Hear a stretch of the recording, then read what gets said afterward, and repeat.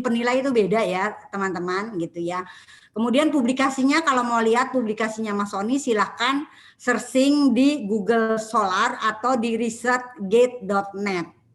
Nah, selama ini Mas Sony juga melakukan kolaborasi dengan Puslit Perkebunan Bogor, kemudian dengan PTPN 11 Nusantara, kemudian salah duanya adalah di Balai Penelitian Sayur Lembang. Nah, itu yang kita tahu. Nah, siapakah Mas Sony? Ini ternyata saya juga baru tahu. Ternyata ini Sony Suhandono ini tampangnya kayak gini waktu SMA gitu ya.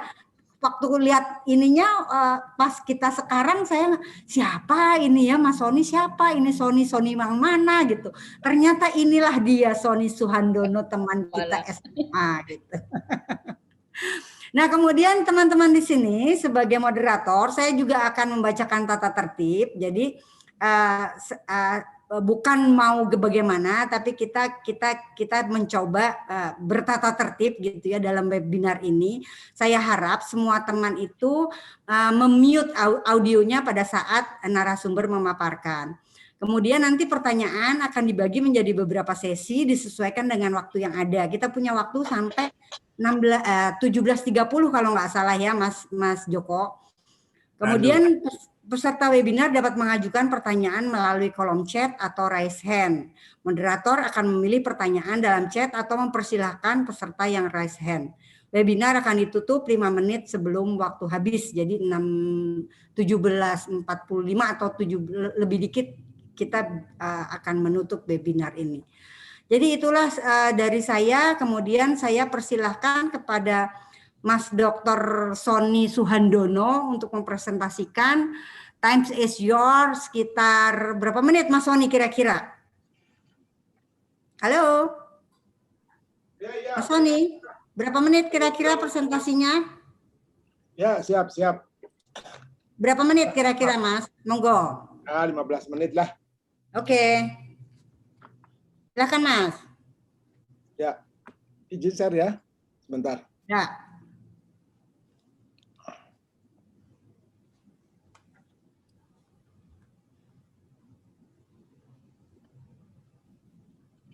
Sudah kelihatan belum? Sudah Mas. Oke. Share-nya udah kelihatan? Belum ya? Sudah share screen. Ini ada anak lagi disuntik kan? Ya. Sudah kelihatan. Oke, saya mulai ya. Bismillahirrahmanirrahim. Assalamualaikum warahmatullahi wabarakatuh. Terima kasih Mbak Nurul ya. Terima kasih. Nyoi. Iya. Dan teman-teman yang bersedia hadir sore ini ya, kita sharing ya. Sebetulnya saya bukan tahu semuanya juga, karena hanya tahulah beberapa hal begitu ya. Kita sharing saja, saling berbagi begitu ya. Karena memang banyak hal-hal yang kadang-kadang belum jelas juga buat kita. Di sini ada banyak teman-teman yang mengerti juga mengenai masalah vaksin, di antaranya beberapa dokter juga ada di sini, jadi mungkin ada beberapa hal yang mungkin bisa dibantu nanti dalam penjelasannya, mungkin dari kedokteran akan lebih baik. Kita coba lihat saja dulu kenapa kita sebetulnya butuh vaksin itu. Jadi kita lihat beberapa istilah yang disebut sebagai endemi, epidemi, dan pandemi. Nah, kalau endemi itu biasanya terlokalisir dalam satu daerah, misalnya malaria begitu di Papua. Jadi dia nggak kemana-mana, di situ aja gitu ya. Has been upgraded, oke. Nah, kemudian epidemi ini menyebar ke beberapa wilayah saja, tapi tidak sampai ke seluruh dunia begitu ya. Seperti SARS itu pernah terjadi di beberapa tempat ya, terutama di Cina dan di beberapa Middle East juga pernah begitu ya. Kemudian pandemi. Nah, pandemi ini di seluruh dunia ada. Jadi HIV/AIDS dan COVID-19 yang terakhir ya, itu adalah suatu penyakit yang dikatakan sebagai pandemi karena dia sudah meluas, seluruh dunia ada begitu ya, dan sangat mengkhawatirkan. Kalau Ebola yang kemarin di Afrika itu ya masih epidemi saja di daerah sekitar situ saja ya, dan bahkan mungkin hanya endemi saja karena di Afrika saja. Bagaimana penanganan penyakit menular? Ada dua macam, yang satu preventif, yang kedua adalah kuratif. Ya. Jadi kalau preventif itu bisa ecological, bisa clinical, bisa sosial juga. Ya. Jadi ada 3 hal preventif yang bisa kita lakukan. Kayak misalnya penyakit demam berdarah, ecological itu kita harus memperbaiki sistem selokan, begitu ya. Air tergenang tidak boleh ada. Kemudian kalau ada air tergenang kita harus kasih ikan atau apa, begitu ecological ya. Clinical itu ya tadi ya seperti vaksinasi itu termasuk ya preventif pada clinical ya. Kemudian sosial ya, sosial itu biasanya ya kayak kita sekarang social distancing gitu ya. Itu adalah secara sosial. Untuk kuratif ada 2, jadi clinical ada psychological. Jadi ya, kalau clinical itu dengan obat ya. Kalau psychological itu ya kita berusaha agar pasien itu cukup optimis untuk bisa sembuh gitu ya. Nah, untuk prevention ada vaksin sebagai salah satu cara untuk menangani penyakit menular ya. Sehingga dengan vaksin ini orang dirangsang untuk mengembangkan kekebalan tubuh spesifik terhadap suatu penyakit. Jenis vaksin itu bisa kita bisa klasifikasikan paling tidak ada 4 lah ya. Saya ambil dari Alodokter saja ini ya. Jadi Bapak Ibu sebenarnya bisa cari sendiri ya. Vaksin mati. Jadi jenis vaksin ini menggunakan virus atau bakteri yang sudah dimatikan gitu ya. Baik dengan panas, radiasi atau bahan kimia begitu ya. Contohnya adalah vaksin polio, vaksin DPT, vaksin flu, itu semuanya ada killed virus atau kill bakteria. Kemudian vaksin hidup. Vaksin hidup ini menggunakan virus atau bakteria yang sudah hidup tapi dia dilemahkan, tidak infectious ya, jadi tidak menyebabkan sakit gitu ya. Tapi hidup dia gitu ya. Tapi dia tidak bisa menyebabkan sakit. Artinya dia dilemahkan. Pada kasus vaksin COVID-19, salah satunya yang Sinovac itu dia vaksin yang mati ya, dia dimatikan. Ada juga vaksin hidup seperti yang dibuat di AstraZeneca. Itu adalah menggunakan adenovirus ya, di mana dia direkayasa sehingga adenovirusnya itu tidak sampai dapat bereplikasi dan menyebabkan sakit. Jadi kemudian membawa protein daripada COVID-19. Nah, vaksin hidup salah satu contoh yang sudah dipakai itu adalah vaksin cacar air, rotavirus, MMR, begitu ya.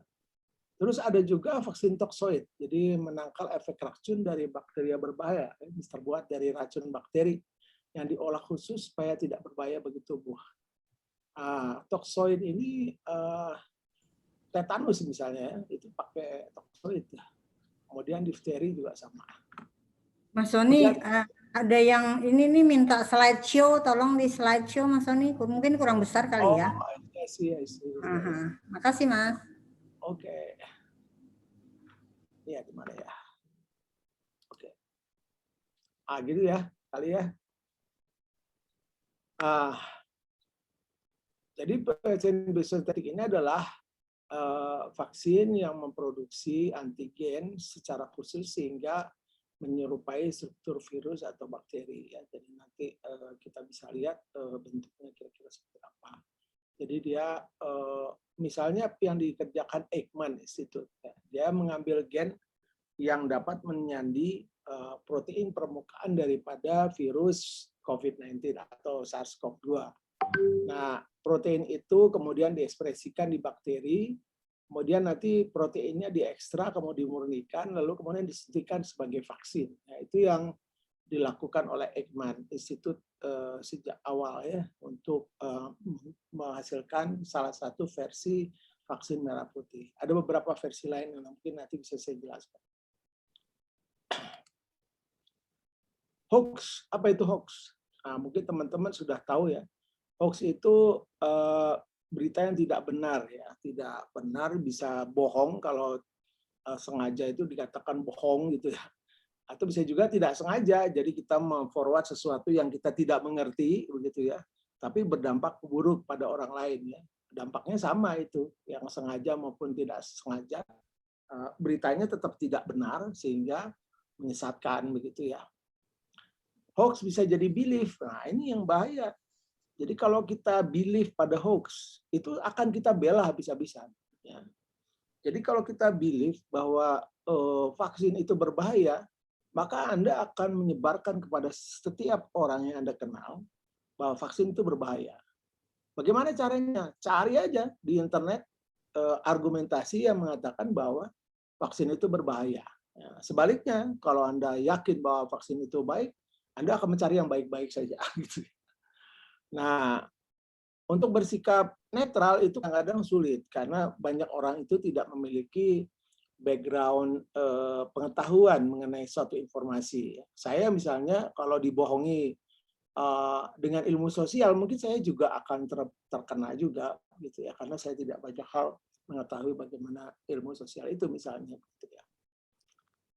Yang harus diwaspadai lain adalah hoax itu bisa multibahasa. Jadi bisa saja bahasa Inggris. Ya, orang-orang Inggris, orang-orang di luar sana, di Eropa, di Amerika, bisa membuat hoax juga. Ya. Kemarin kan sempat ditangkap juga ya, beberapa dokter yang mengaku sebagai asosiasi kedokteran dunia itu ya, mengatakan bahwa vaksin berbahaya, apa segala macam, akhirnya ditangkap. Ya, ada sarjana bidang epidemiologi, ada sarjana kedokteran saraf atau segala macam gitu ya. Nah, mereka ditangkap akhirnya di Eropa ditangkap karena menyebar hoax. Itu tadi. Jadi hoax itu bisa bukan hanya orang Indonesia saja, tapi di luar negeri juga banyak dan kita bisa terpengaruh oleh itu karena kadang-kadang kita tahunya bahasanya sedikit-sedikit aja. Ciri hoax itu banyak ya. Pertama, too good to be true. Jadi Anda berharap apa misalnya? Oh, saya berharap bahwa koruptor itu ditangkap gitu ya, ditangkap terus dihukum mati begitu ya. Tahu-tahu ada berita misalnya seorang koruptor X begitu dihukum mati begitu. Anda akan langsung percaya karena Anda berharap berita itu ada gitu ya. Nah, padahal itu berita palsu karena orang itu sebenarnya bebas begitu. Nah, bisa seperti itu gitu kira-kira ya. Yang kedua, ciri yang kedua adalah tidak jelas siapa sumbernya. Nah, gitu ya. Sumbernya itu nggak jelas. Jadi kalau Anda buat lihat siapa yang ngirim itu sih nggak jelas gitu. Sumbernya dari mana? Dari Tempo, dari nggak jelas, nggak ada gitu ya. Kemudian ciri-ciri yang lain, kalaupun ada sumbernya, bisa jadi palsu. Dan beberapa yang lalu itu pernah ada juga cerita bagaimana ada seorang dokter yang mengatakan bahwa vaksin itu berbahaya, jangan dipakai dan sebagainya. Itu ternyata mengatasnamakan ID dan sebagainya, dan setelah dicek itu nggak ada orangnya. Jadi hal semacam itu jelas hoax ya. Atau narasumber tidak kompeten. Maaf ya, saya Muslim juga, tapi saya melihat ada beberapa ustadz yang ngaco juga ngomongnya begitu ya. Oh, jangan vaksin, itu mengandung aluminium, di situ akan membuat Anda menjadi cripple apa segala macam gitu. Ada genocide, ada segala macam. Nah, itu seorang ustadz itu yang bilang itu ya. Jadi tidak kredibel karena dia tidak memiliki latar belakang yang cukup untuk menjelaskan fenomena yang dia sampaikan begitu ya. Dan biasanya kontennya umumnya mengusung sentimen negatif. Biasanya gitu ya, tidak selalu, kadang-kadang positif juga, bisa hoax juga ya. Jadi umumnya negatif. Nah, ini karena saya Muslim, jadi saya coba menyampaikan dalam kitab suci itu ada petunjuk buat kita. Bagaimana kita bisa menyikapi hoax atau menyikapi suatu berita yang belum tentu kita tahu itu hoax atau bukan. Jadi orang beriman itu akan jika datang kepada orang fasik membawa satu berita, maka pasti. Jadi fasik itu adalah orang yang suka berbuat dosa lah ya, istilahnya sumbernya nggak jelas lah gitu ya, atau orang-orang yang tidak kompeten lalu dia menyampaikan sesuatu begitu ya. Nah itu harus dengan teliti dieksamin gitu ya. Jangan sampai kamu menyebarkan berita yang kamu tidak tahu gitu ya, sehingga menyebabkan kamu menyesal akan perbuatan tersebut. Yang kedua, kalau kita menyebarkan berita bohong, itu akan dampaknya kita akan dihukum dunia dan akhirat. Itu menurut Al-Quran. Jadi kita betul-betul harus waspada gitu ya. Jangan seolah-olah kita senang tenang aja. Oh ini bagus nih berita nih, forward begitu ya. Hati-hati begitu kita forward ternyata itu berita bohong, wah itu dosa besar tuh dan bisa diazab di dunia maupun di akhirat. Itu kepercayaan kaum muslimin ya. Jadi kita harus ini. Nah, jadi salah satu poin kalau kita melihat suatu hoax atau satu berita, maka harus dilakukan pemeriksaan atau tabayun atau pemeriksaan yang teliti ya, yang teliti. Ini udah terakhir ya dari saya, tapi saya akan coba supaya mulai ada diskusi one case aja, ya one case aja. One case ini, ya. Ini sangat convincing dan saya tidak mengatakan bahwa ini hoax ya. Jadi saya ambil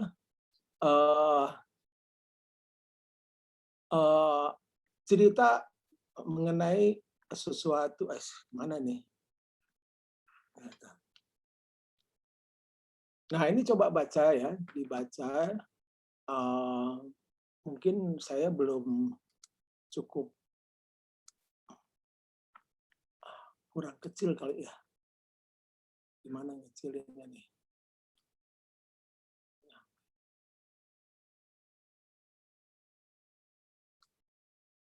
Nggak mau kecil ya. Udah paling kecil.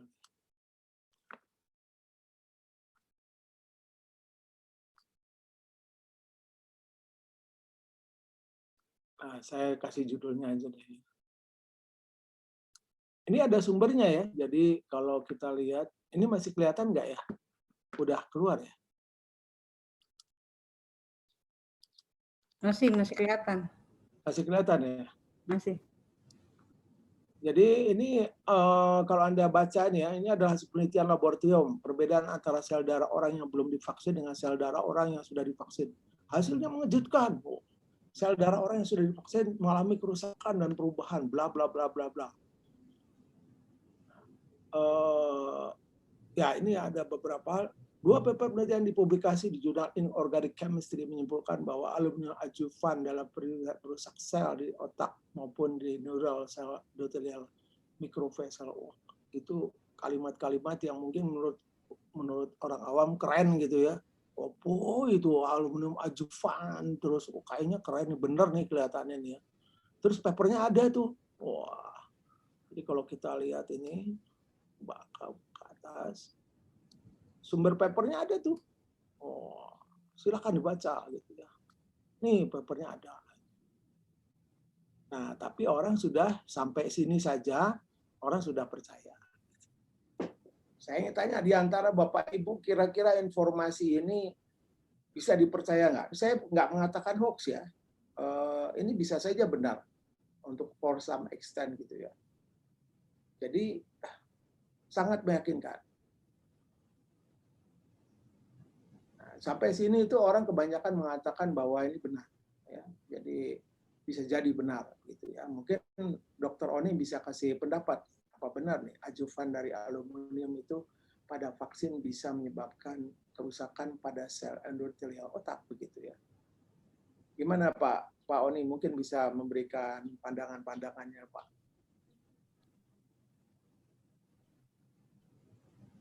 Assalamualaikum warahmatullahi wabarakatuh. Suaraku masuk enggak?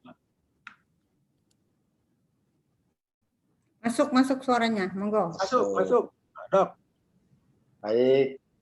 Benarnya kalau soal yang apa maksudnya spesialistik soal vaksin di sini ada Dewi itu lebih Dewi, ya.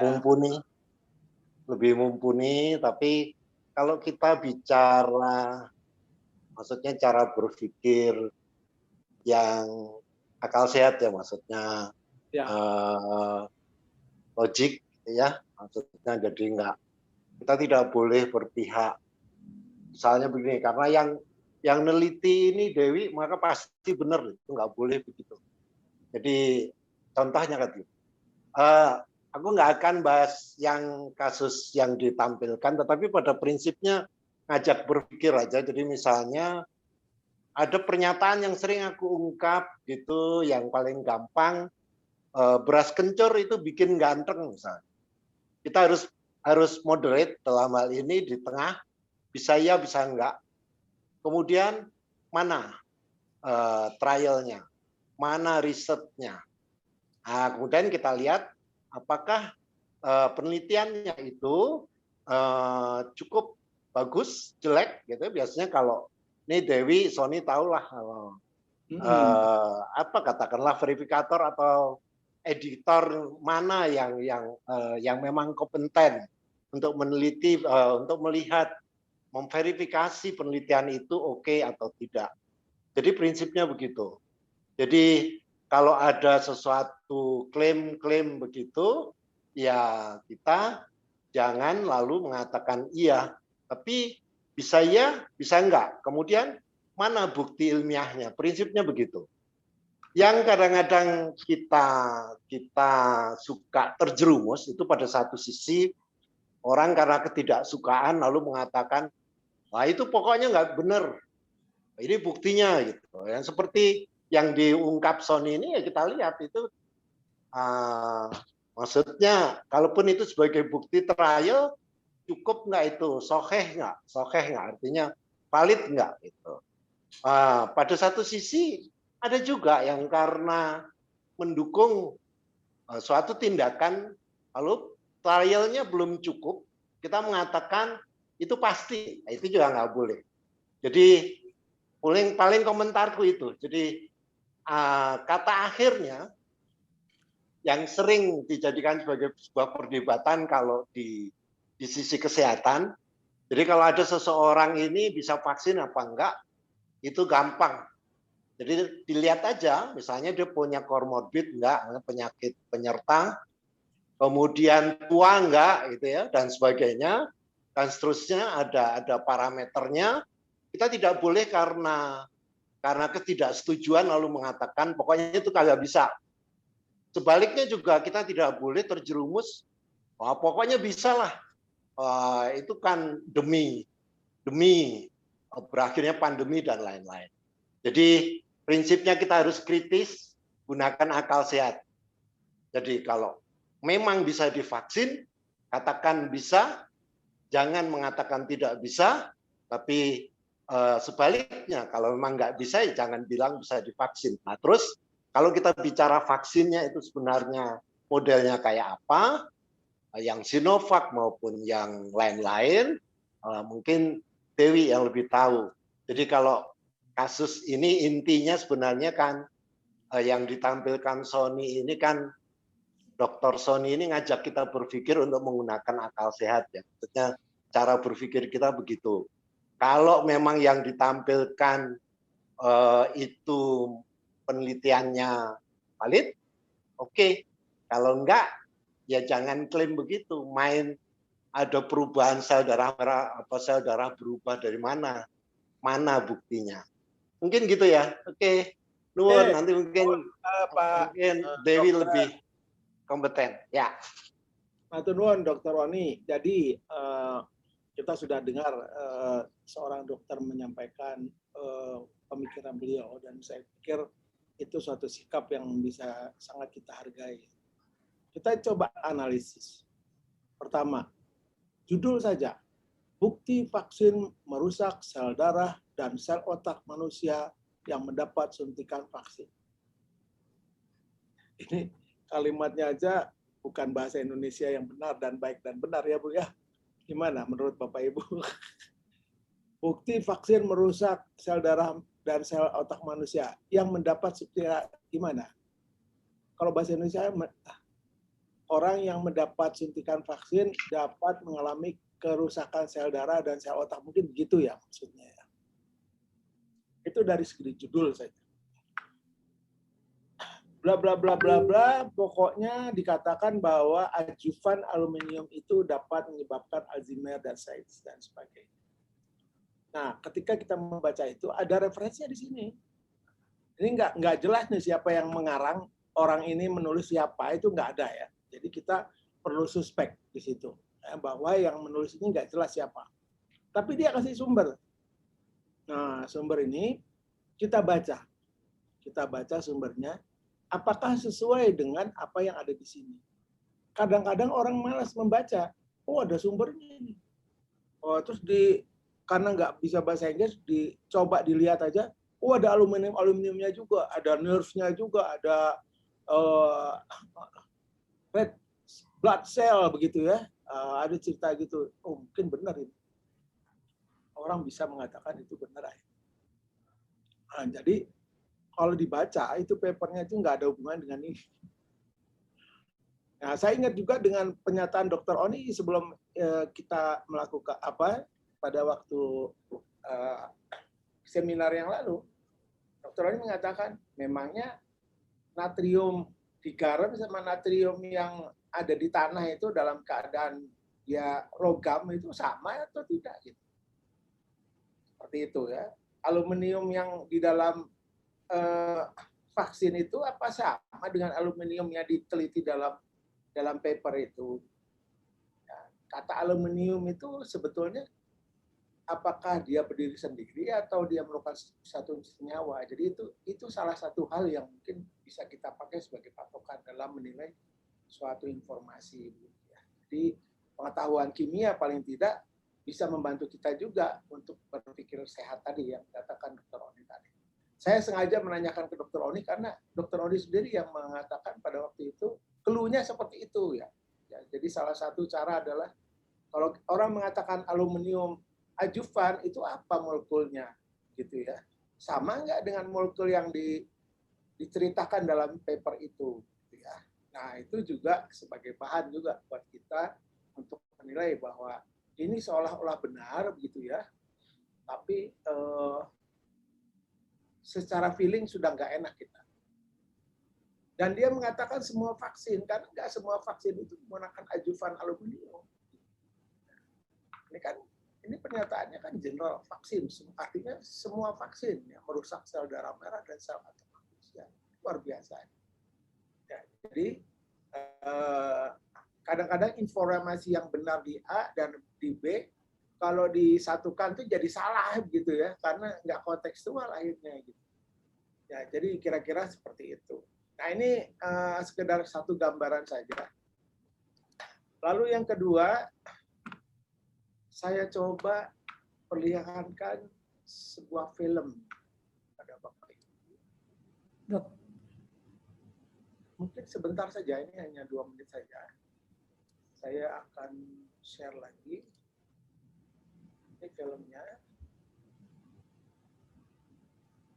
So right now, every single person that gets this vaccine is a research subject. They're a lab rat, a guinea pig, meaning we have absolutely no idea what will happen to you in the end years from now. We have some ideas of what will happen to you, but nobody can tell you without a shadow of a doubt what will happen to you. They're saying just because it was developed in less than a year doesn't mean it's not safe. Of course it does, because we don't have the data, the long-term data to see what happens to the children, the babies, the pregnant women, the elderly people. They've even said you can't have sexual intercourse for 28 days after a vaccine. What? Because of the risk of birth defects. And here we are giving the vaccine to pregnant women. What are we doing here? What they're doing is they're cherry picking and they're choosing what they will report and tell people. I've never seen anything that's unethical. If you look at G20 meetings around the world, United Nations, their main topic is depopulating the world. They believe that's their main intention. And people need to realize that their own political leaders are talking about how to get rid of a lot of us. Look at who's pushing the vaccines. Bill Gates, he says we can depopulate with the vaccines by 10 to 15% easily. And you're seeing it in real time right now. So don't forget how to be human. Take the mask off. Hug each other. It's good for your immune system. You have a better immune system when you're in physical contact with each other. Oke. Tadi sudah melihat secara lengkap ya. Ada komentar silakan. saya ingin diskusi soalnya, jadi saya nggak mau nyolokin apa-apa itu nggak. Jadi silakan deh, ada komentar mungkin.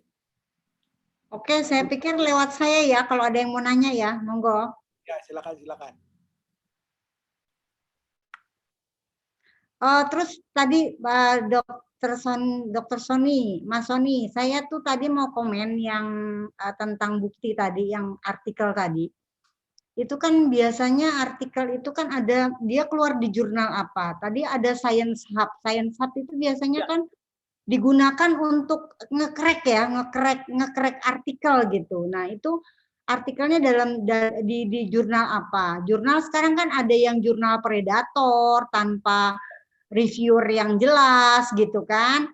Itu kira-kira kalau misalnya dia jurnal-jurnal Predator itu biasanya dia sembarangan, reviewernya sorry kalau saya ngomong agak kasar, reviewernya tuh abal-abal. Tapi kalau jurnal-jurnal kayak yang Elsevier atau Springer gitu ya, itu pasti dia akan melewati satu tahapan reviewer yang ketat gitu. Jadi kita harus pandai-pandai juga memilihnya.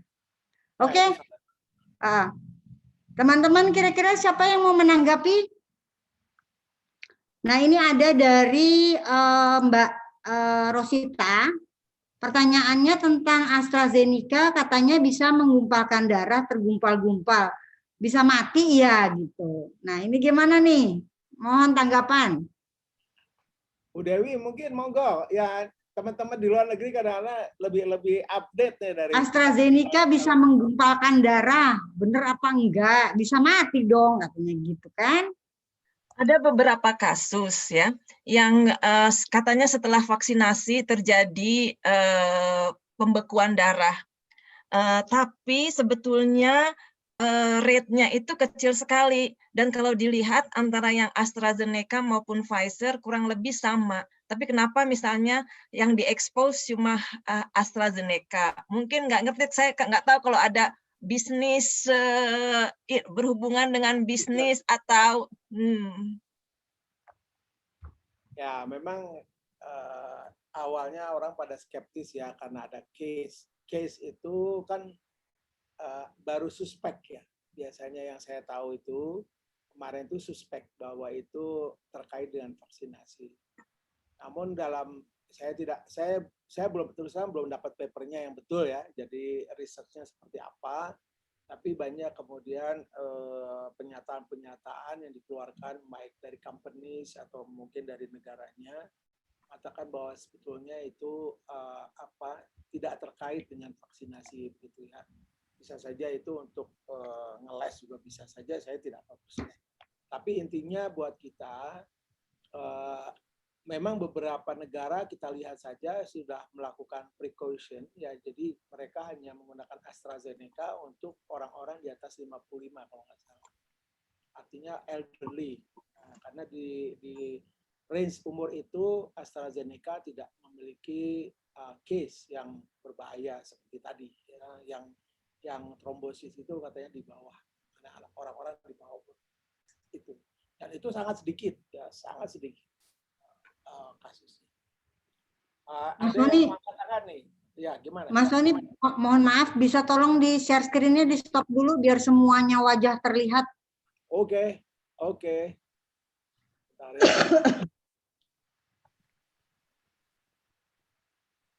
Gimana nih keluarinnya? Stop share. Ya. Oke. Makasih. Ya, silakan.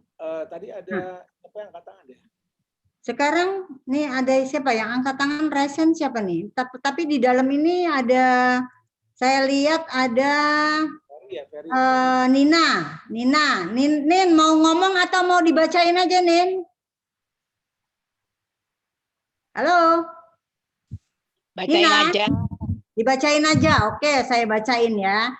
Dari Nina nih, Mas Sony. Mau bertanya, saya pernah dengar kabar bahwa rakyat Indonesia berbondong-bondong ikut vaksin. Itu adalah karena kasihan sama pemerintah. Berhubung karena pemerintah sudah merepotkan diri beli vaksin untuk rakyatnya. Jadi rakyat ikut vaksin bukannya karena rakyat mau sehat. Kenapa bisa begitu? Itu yang pertama. Konon karena sudah vaksin pun ternyata masih tetap bisa kena COVID. Benarkah bahwa kasihan sama pemerintah ataukah itu kabar hoax? Lalu kenapa bila sudah vaksin bisa kena COVID? Jadi ada dua nih pertanyaan Nina. Satu, apakah itu hoax? Kemudian yang rakyat kepengen berbondong-bondong vaksin karena kasihan sama pemerintah. Yang kedua, apakah kenapa habis vaksin masih kena COVID? Silahkan Mas Sony. Ya, ini sebetulnya saya nggak pengen saya jadi orang yang tahu semua ya. Jadi ini kita diskusi barengan aja gitu ya, Mbak Nurul ya. Jadi kalau teman-teman, terutama yang dokter ya, kalau memang mengetahui jawabannya silakan saja, bebas kita ya. Saya mungkin punya jawaban, tapi jawaban saya mungkin tidak terlalu benar begitu ya. Jadi silakan nanti ditanggapi saja dulu oleh teman-teman, Mbak Nurul. Siapa yang mau menanggapi silakan dulu lah, biar rame gitu diskusinya ya. Oke, ini saya juga sebagai moderator sudah menyalahi aturan, tapi nggak apa-apa lah, karena tadi saya mau membagi beberapa sesi. Tapi sekarang ini kayaknya kita harus lempar-lemparan nih Mas Sony ya, harus lempar-lemparan. Kira-kira ini tentang tadi pemerintah rakyat itu melakukan vaksin karena kasihan sama pemerintah, itu hoax atau bukan? Siapa yang bisa menjawab? Kemudian yang kedua, kenapa sudah vaksin bisa kena COVID? Itu mungkin Dewi atau Mas Sony di sini bisa jawab nggak nih? Monggo. Silakan. Yang kedua dulu deh, yang kedua dulu. Kenapa habis vaksin jadi kena COVID? Bisa aja misalnya sehari sebelum vaksin terinfeksi. Jadi waktu divaksin masih tetap terpapar terinfeksi COVID masih bisa. Dan juga kan setelah vaksinasi imunitas itu timbulnya berapa minggu ya? Enggak langsung. 2 minggu. 2 ya. minggu setelah jadi kalau misalnya setelah vaksinasi pada hari itu dia terpapar atau seminggu setelah vaksinasi terinfeksi, bisa kemungkinan dia masih terkena COVID. Jadi makanya kalau setelah vaksinasi tidak berarti kita ini sudah vaksinasi aman nih, tidak perlu social distancing, nggak perlu pakai masker. Jadi harus tetap kita persepsi kita harus seperti kalau kita belum divaksin gitu. Kalau menurut saya loh ya. Saya izin share ya, izin share sedikit. Ini ada data nih Mbak Dewi, mungkin bisa menjelaskan lebih baik ya. Bisa sudah kelihatan ya. Ini ada ini grafik ya. Jadi grafik ini mengatakan bahwa setelah ini hari ke-0 adalah vaksinasi pertama antigen. Hari ke-7 itu baru mulai ada antibodi yang dihasilkan oleh tubuh kita, dan baru hari ke-14 itu mencapai yang kadar yang cukup tinggi setelah vaksinasi pertama. Kemudian setelah 21 hari dia turun lagi, baru di hari ke-28 atau sebulan kemudian itu biasanya dilakukan secondary vaccination, dan setelah itu baru dia maksimum gitu ya. Dan ini baru kita lihat di hari ke-40 ya, ini kalau 30-an itu di sini vaksinasi ya, kira-kira sebulan atau 2 minggu itu baru kita dapat yang bagus. Ini sesuai dengan penelitiannya Dr. Kusnadi ya, bahwa Kusnadi itu adalah profesor penyakit profesor spesialis anak ya. Dia karena vaksinasi itu dulu tuh lebih banyak dilakukan pada anak-anak. Jadi dokter anak yang jagoan vaksin pada zaman dulu itu, dan sampai sekarang legalitas untuk vaksinasi itu biasanya dipegang oleh orang-orang yang bekerja sebagai dokter anak. Dan Profesor Kusnadi salah satu yang sekarang memimpin uji vaksinasi tahap 3 untuk Sinovac. Dan dia sudah melakukan studi mengenai uji vaksin tahap 3 itu lebih dari 20 vaksin yang beredar di Indonesia. Jadi believe it or not, dia oke lah ya, punya pengalaman yang dia mengatakan Sebetulnya vaksinasi pertama itu kan untuk priming tubuh untuk siap-siap untuk menerima bila ada antigen yang masuk.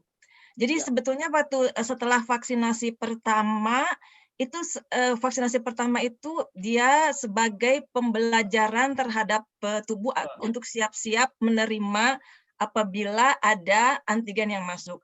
Nah, pada secondary vaksinasi kedua itu baru timbul reaksi imun yang optimum.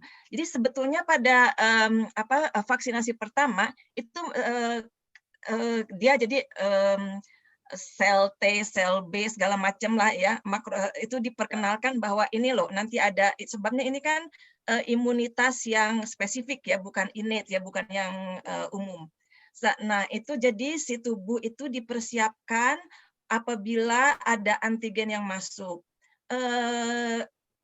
Walaupun vaksinasi pertama itu kita sudah dapat antigennya dan timbul antibodi ya, kadang sebetulnya antibodi ini bisa bertahan lebih lama dari yang 21, tidak selalu harus 21 hari. Dan sebagai optimum itu juga tergantung masing-masing lebih individual sifatnya.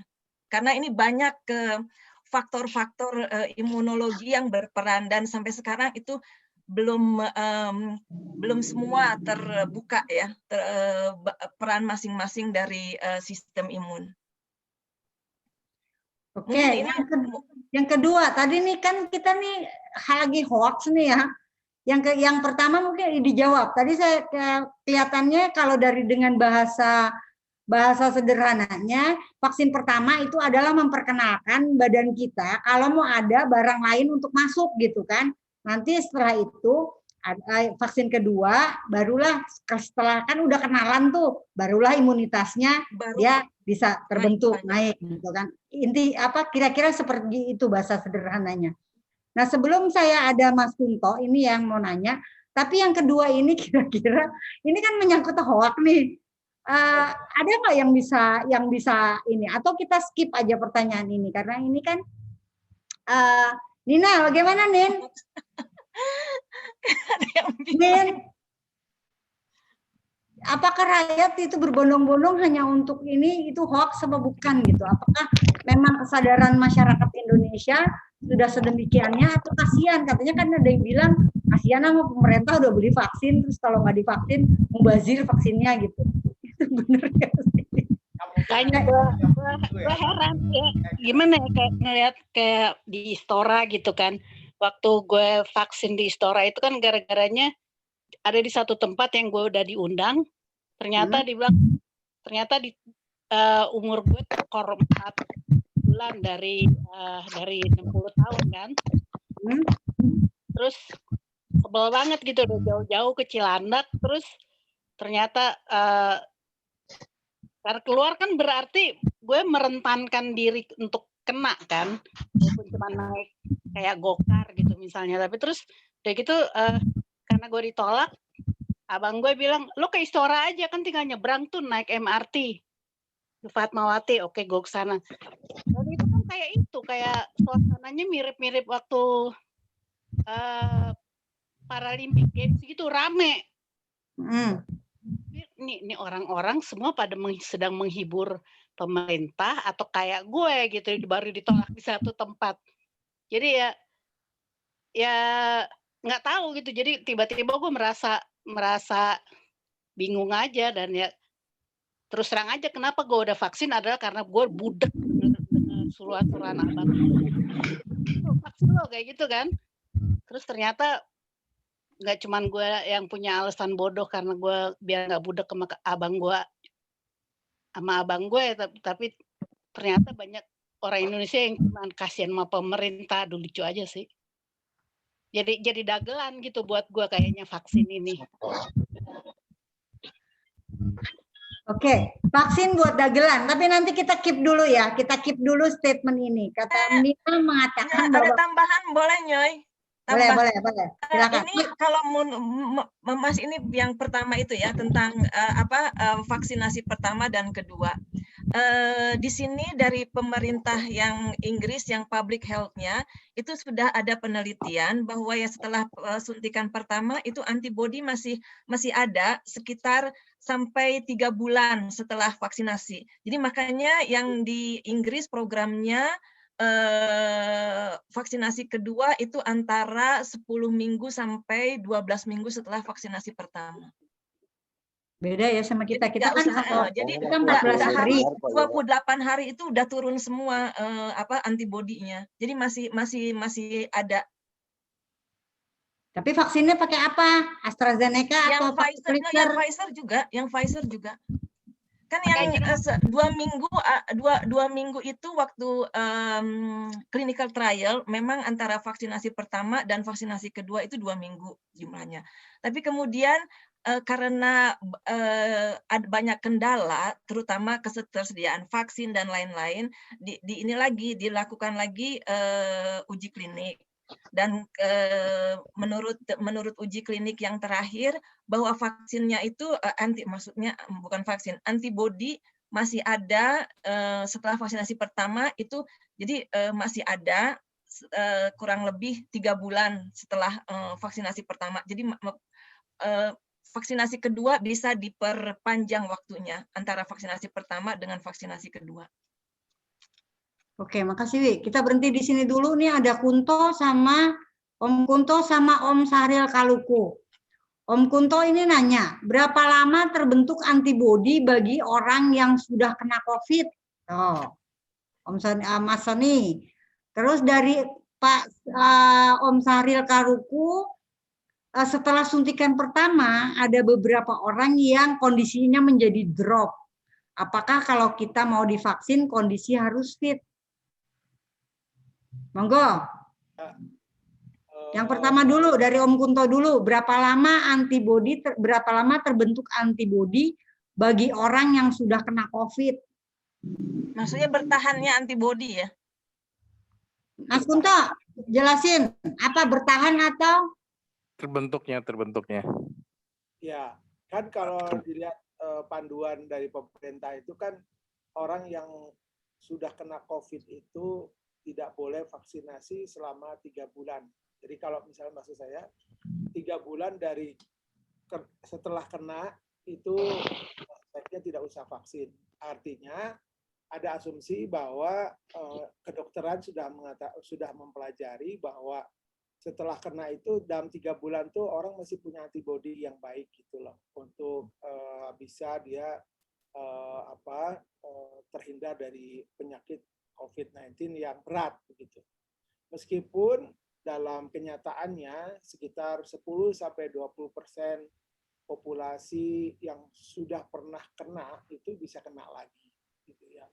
Karena entah kenapa itu masih dalam penelitian. Beberapa teman terutama yang saya tahu dari dokter di Padang itu, dia melakukan banyak sekali survei mengenai secondary infection dari COVID-19. Ternyata ada sekitar 10% sampai 20% populasi yang pernah kena itu bisa kena lagi.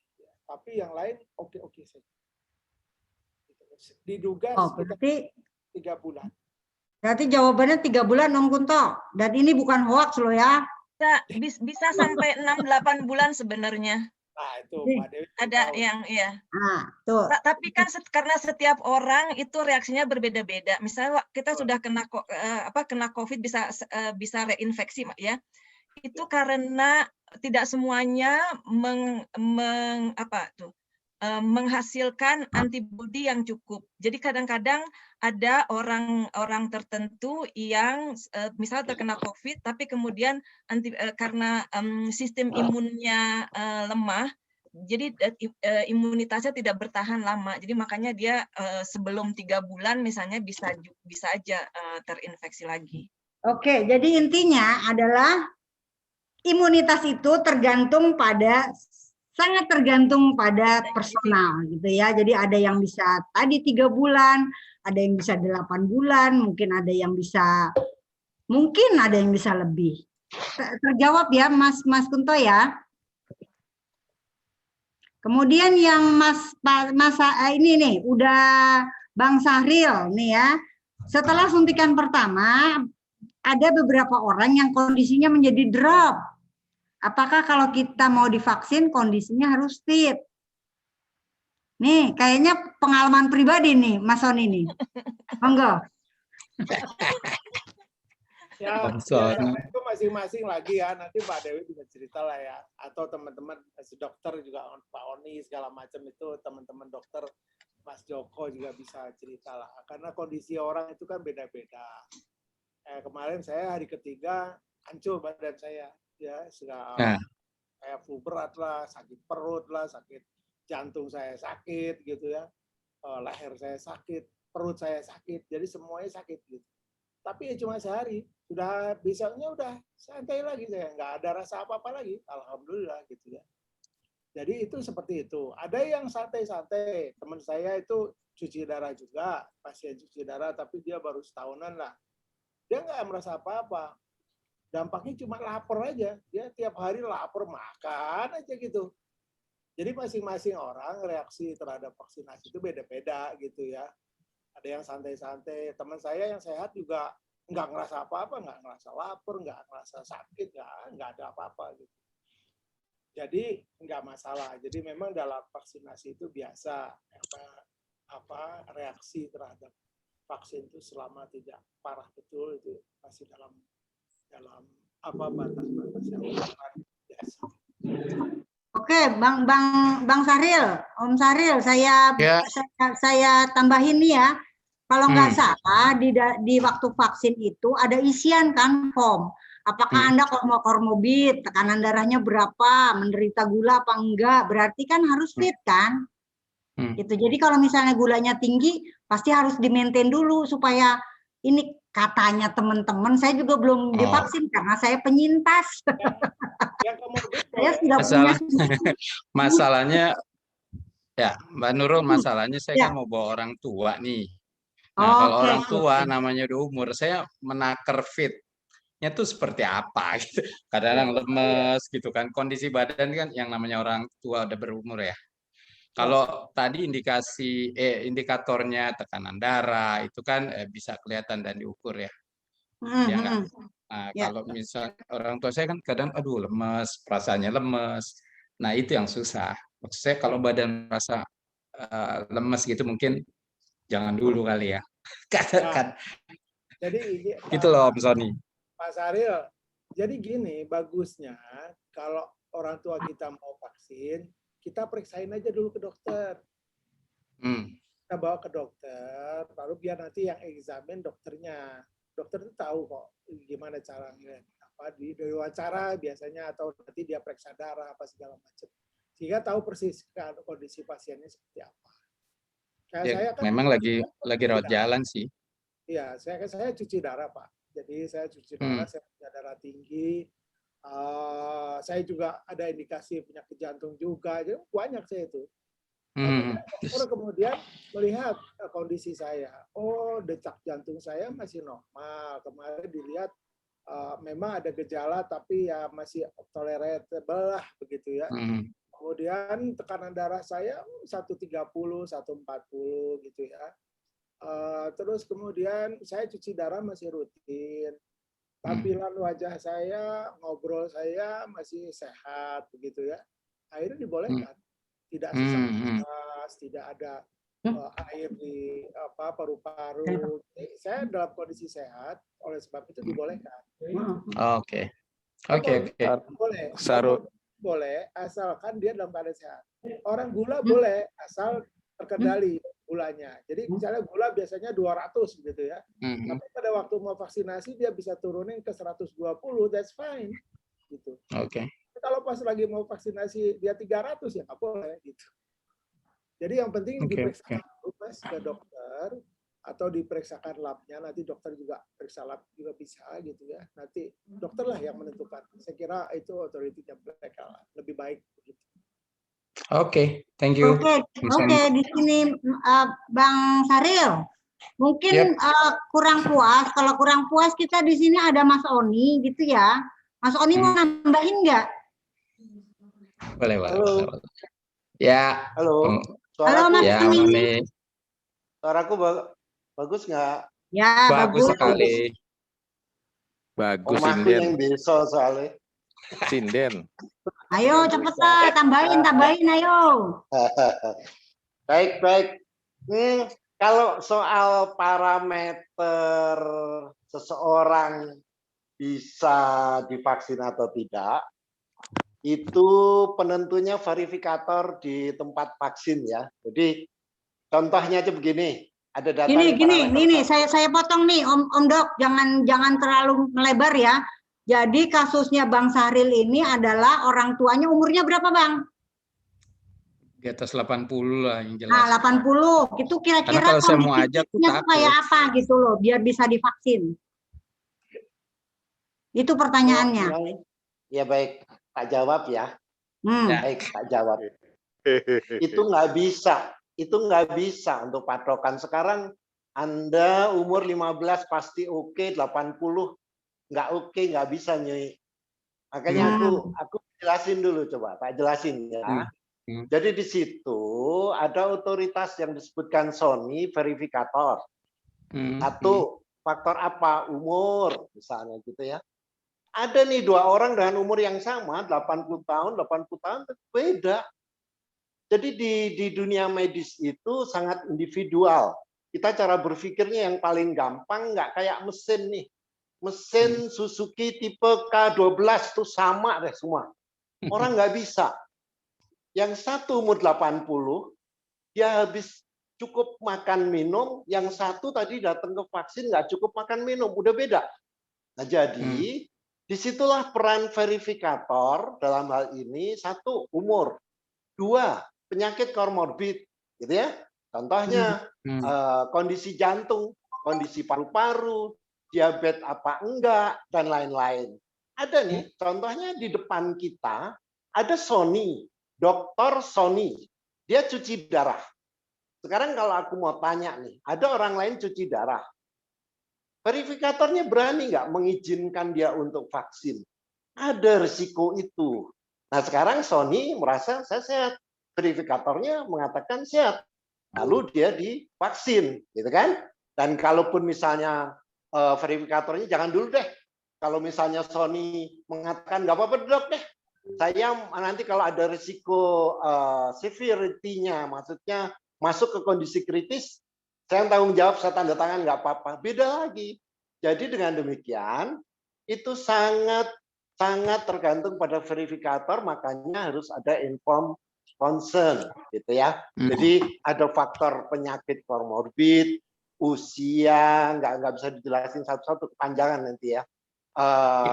Tadi misalnya kondisi jantung dan lain-lain, juga termasuk dia pernah kena nggak pernah kena COVID nggak misalnya.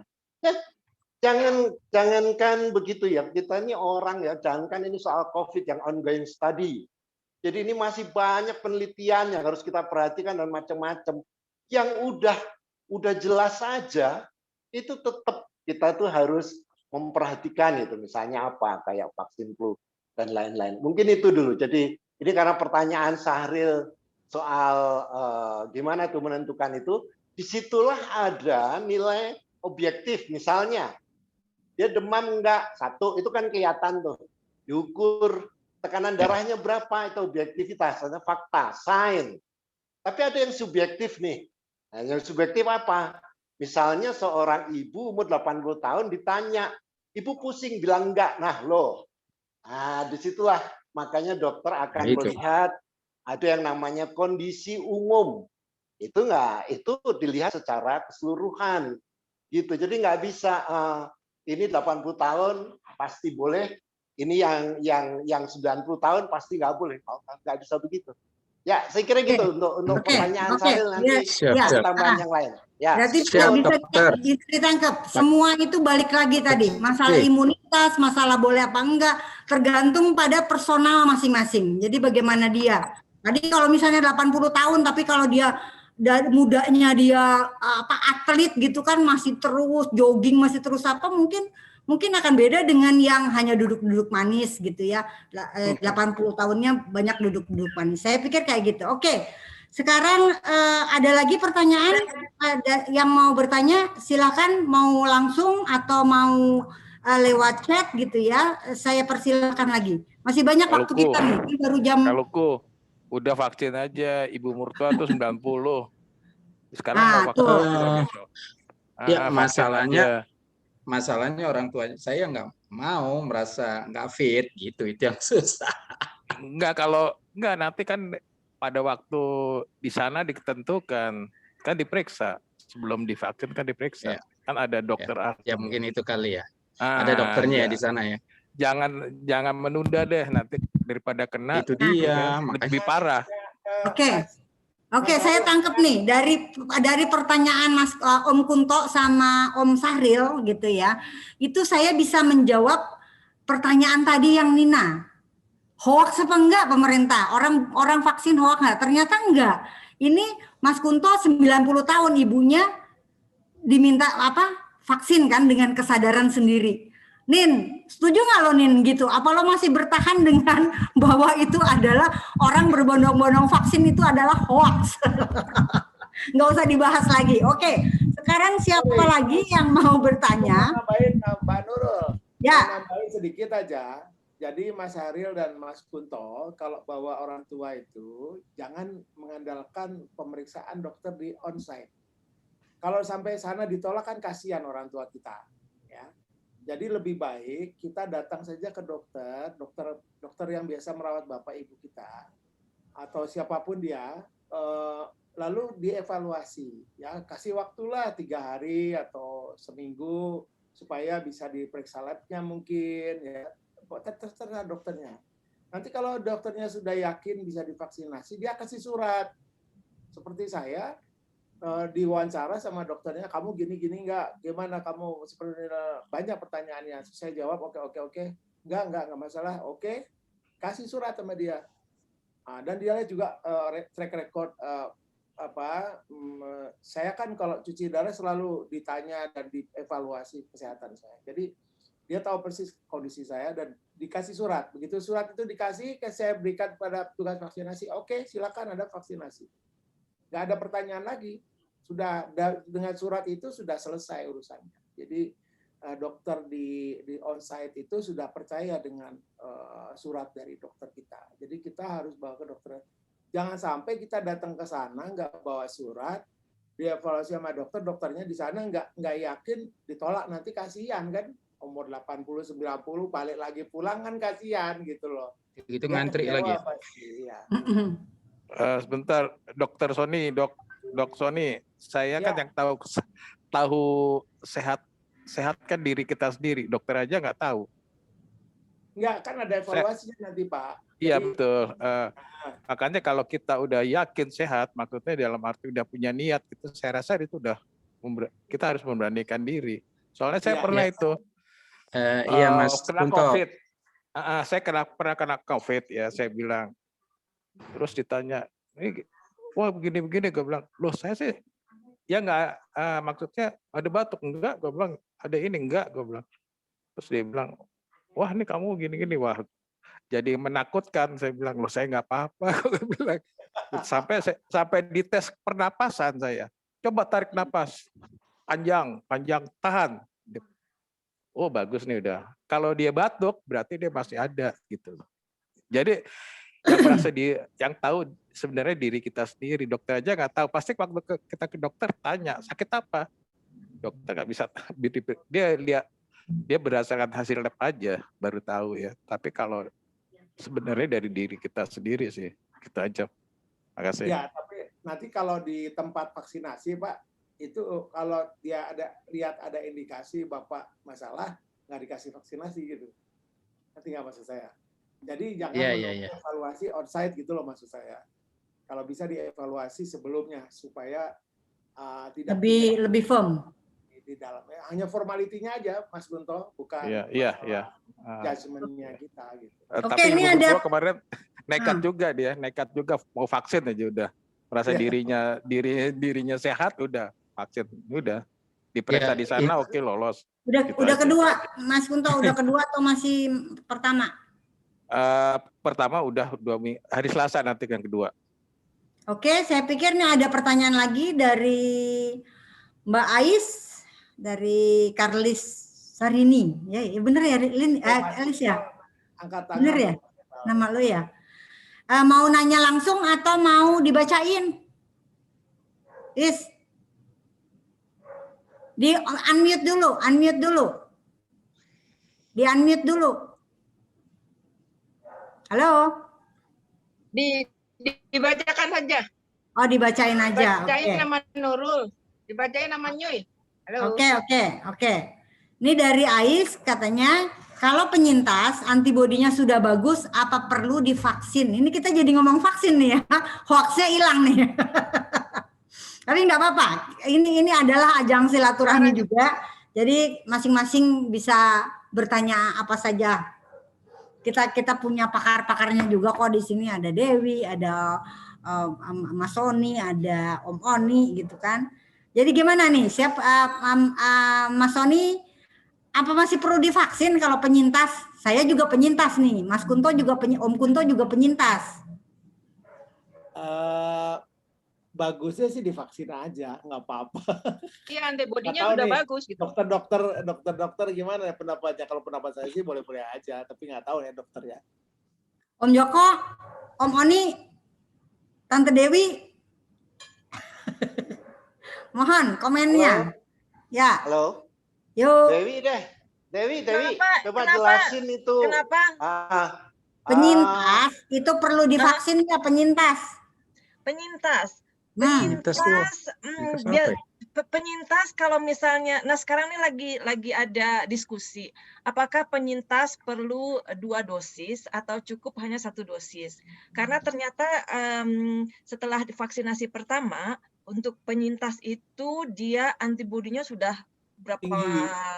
lebih dari 100 kali kalau nggak salah, dengan yang kalau orang bukan penyintas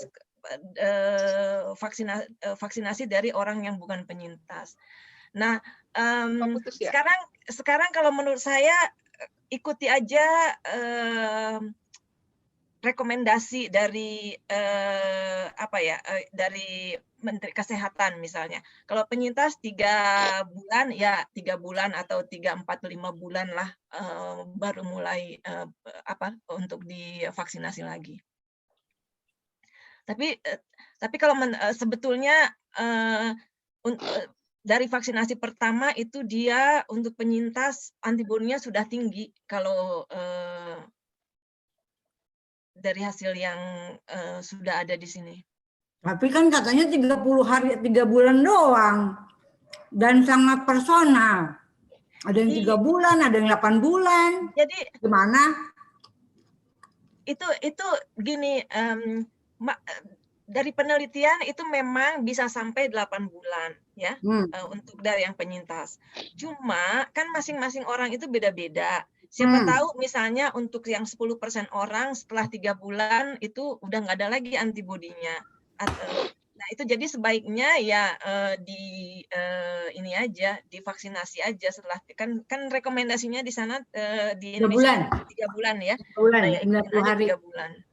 Saya rasa Bu Dewi benar tuh tadi. Saya pernah kena juga hepatitis, ya hepatitis saya kena pada waktu tahun 92 saya hepatitis. Terus hilang tuh diperiksa udah nggak ada hepatitis kan. Nah pada waktu itu saya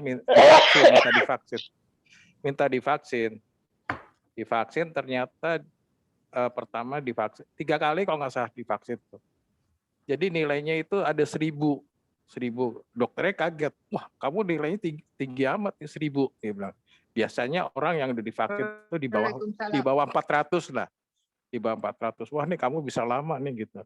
Saya rasa benar yang kata Bu Dewi ya, kalau divaksin lagi memang tambah bagus ya. Itu aja. Oke. Ini ada lagi pertanyaan nih dari Mbak Nana, Jogja.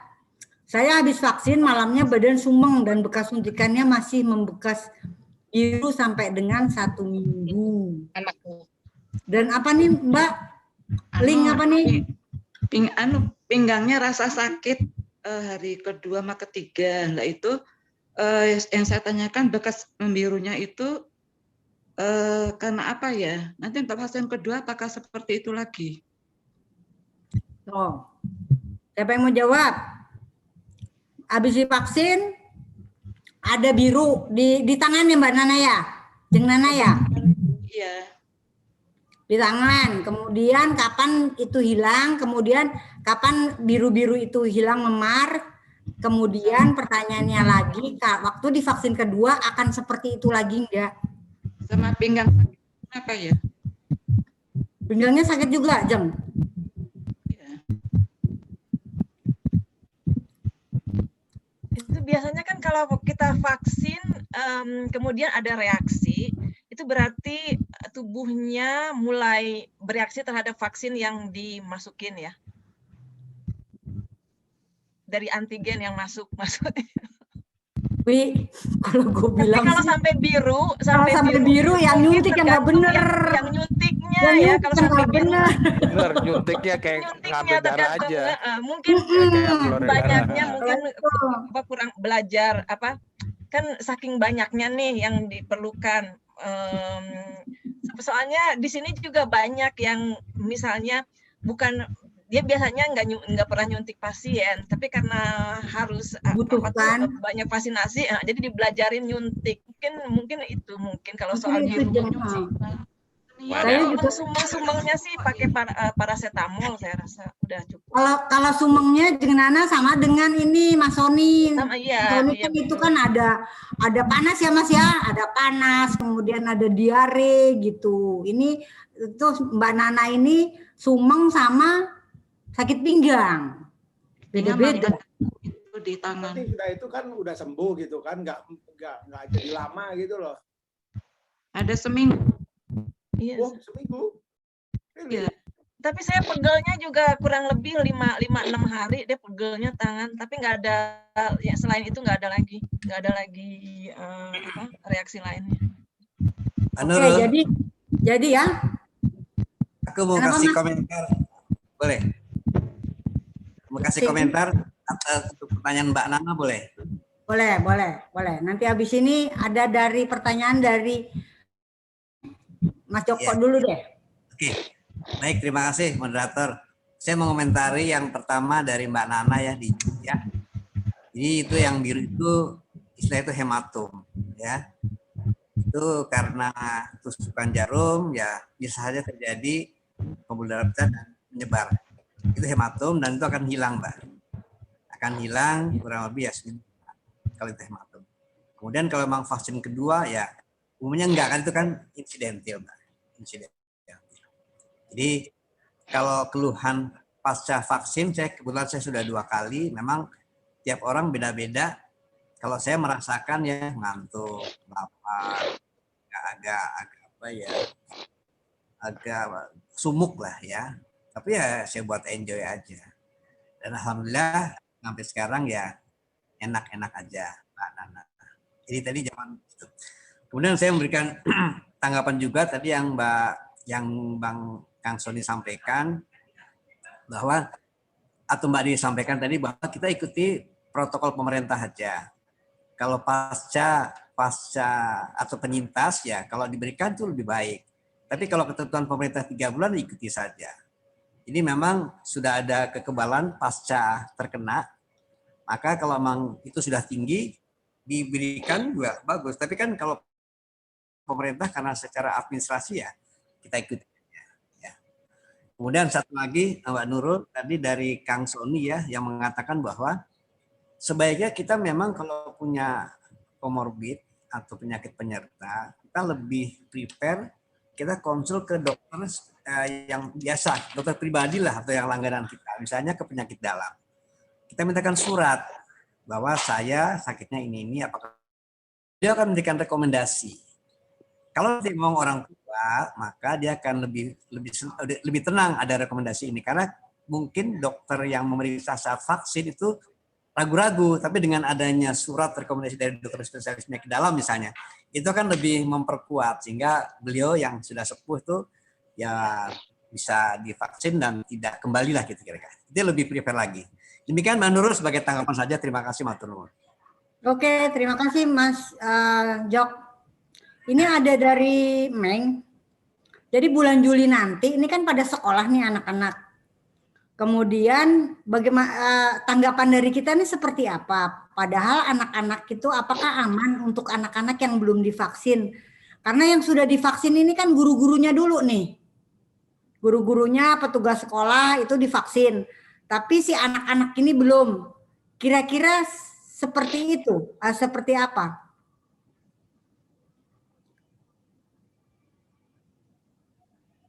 Ada yang mau kasih tanggapan, Mas Sony? Mungkin teman-teman dokter lebih tahu tuh. Kalau saya nggak terlalu tahu soalnya.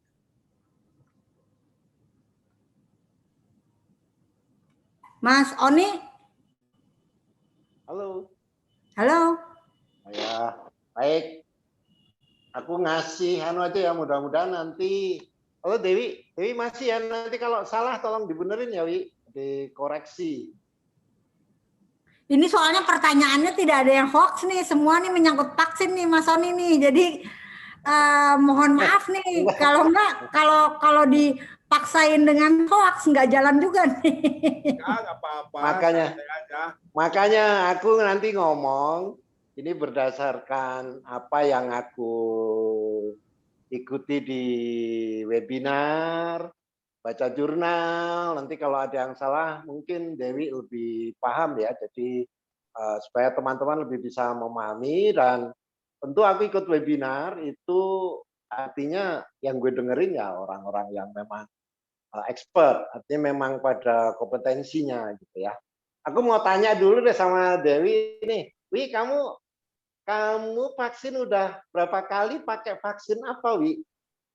1 kali pakai AstraZeneca, dan vaksin kedua itu 10 minggu kemudian. Jadi nanti baru Juni dapat vaksinasi kedua.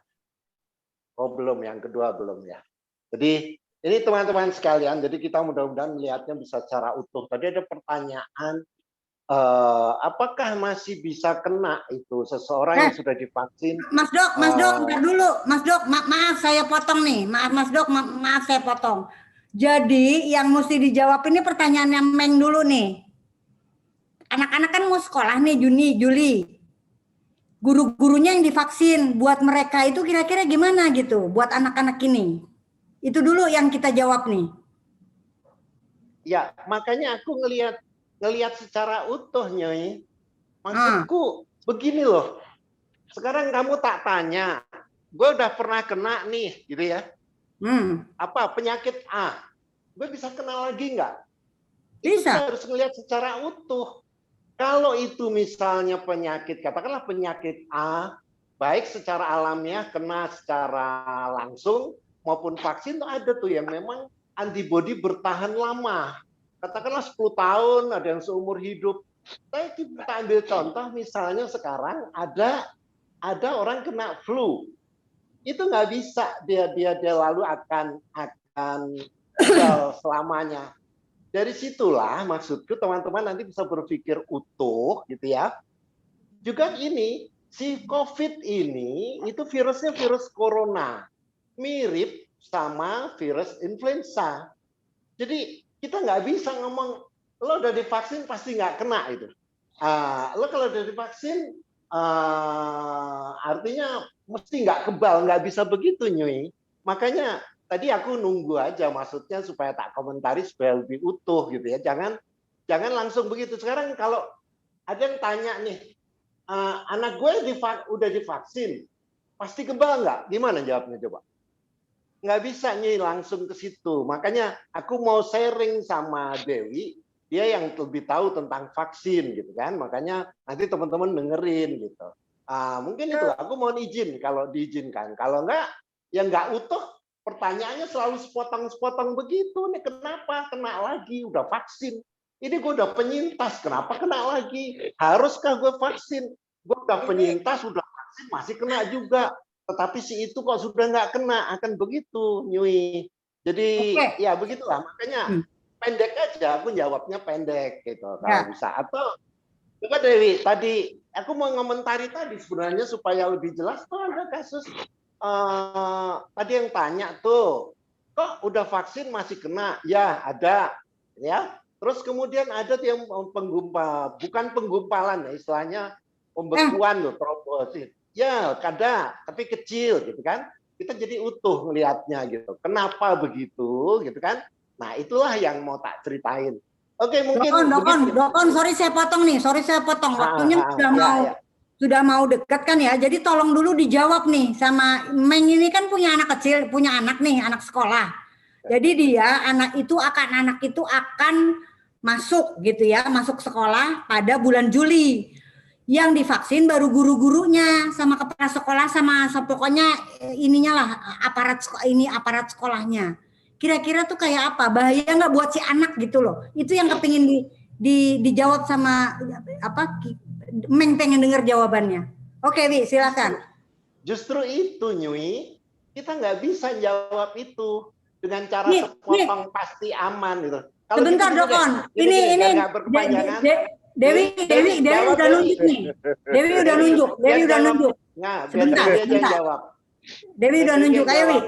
Ini saya berdasarkan yang ada di sini ya, karena anak-anak sekolah di sini sudah masuk bulan Maret kemarin, awal Maret tuh sudah pada masuk anak-anak. Memang sekarang yang banyak infeksi itu adalah di sekitar anak-anak.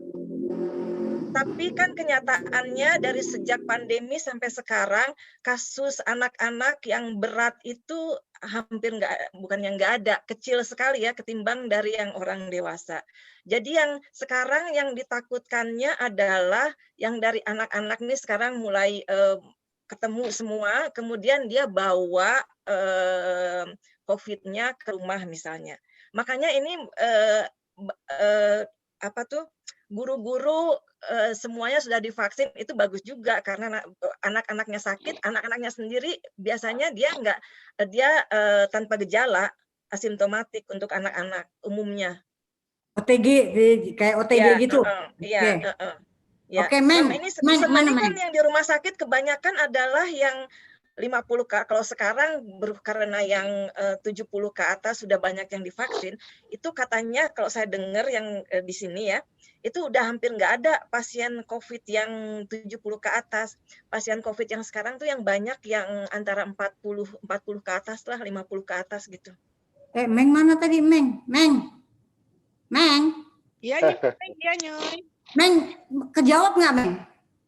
Jadi, Wi, kalau boleh gue simpulin, yang diprotek adalah aparat sekolahnya, jadi petugas-petugas sekolahnya, supaya dia nanti istilahnya tidak nularin ke anak-anak. Kalaupun anak-anak tertular, dia tidak akan separah. Ya, betul. Orang-orang yang dewasa gitu. Iya, pesan ibu kan begitu. Ya. Oke, Meng, gimana, Meng? Ada lagi yang mau ditambah? Apa Meng udah cukup puas dengan jawaban itu? Nah, tambahin ya. Beberapa hari yang lalu kan ada berita di SMA 1 Padang itu sudah mulai masuk sekolah. Nah, itu berapa hari kemudian ternyata kedapatan 58 anak yang kena virus COVID gitu. Nah, jadi ini kita orang tua pada takut kan lihat itu gitu. Apa masih aman gitu untuk anak-anak kalau nanti katanya sih April ini sudah mulai gitu. Jadi bukan Juli saja yang wajib tatap muka. Ini akan dibuka gitu. Mas Sony tambah mau nambah, silakan. Ya, ini kebetulan saja saya coba browsing ya. Di Connecticut di US itu mereka sekarang sangat eager ingin memvaksinasi anak-anak. Tapi ternyata percobaan untuk anak-anak itu baru dimulai. Jadi untuk AstraZeneca, Pfizer maupun Moderna itu sedang dalam proses clinical trial untuk children in 12 to 16. Bahkan yang di bawah 12 itu mungkin malah belum ada. Artinya apa? Bahwa vaksinasi untuk anak-anak itu kelihatannya diyakini sebagai last priority, ya, karena dianggap seperti tadi dia mengatakan case-nya itu kecil gitu ya. Jadi ketahanan anak-anak terhadap COVID-19 ini relatif tinggi begitu ya. Mungkin respons imunnya masih jauh lebih baik gitu ya kalau anak-anak itu dibandingkan kita yang udah tua-tua. Jadi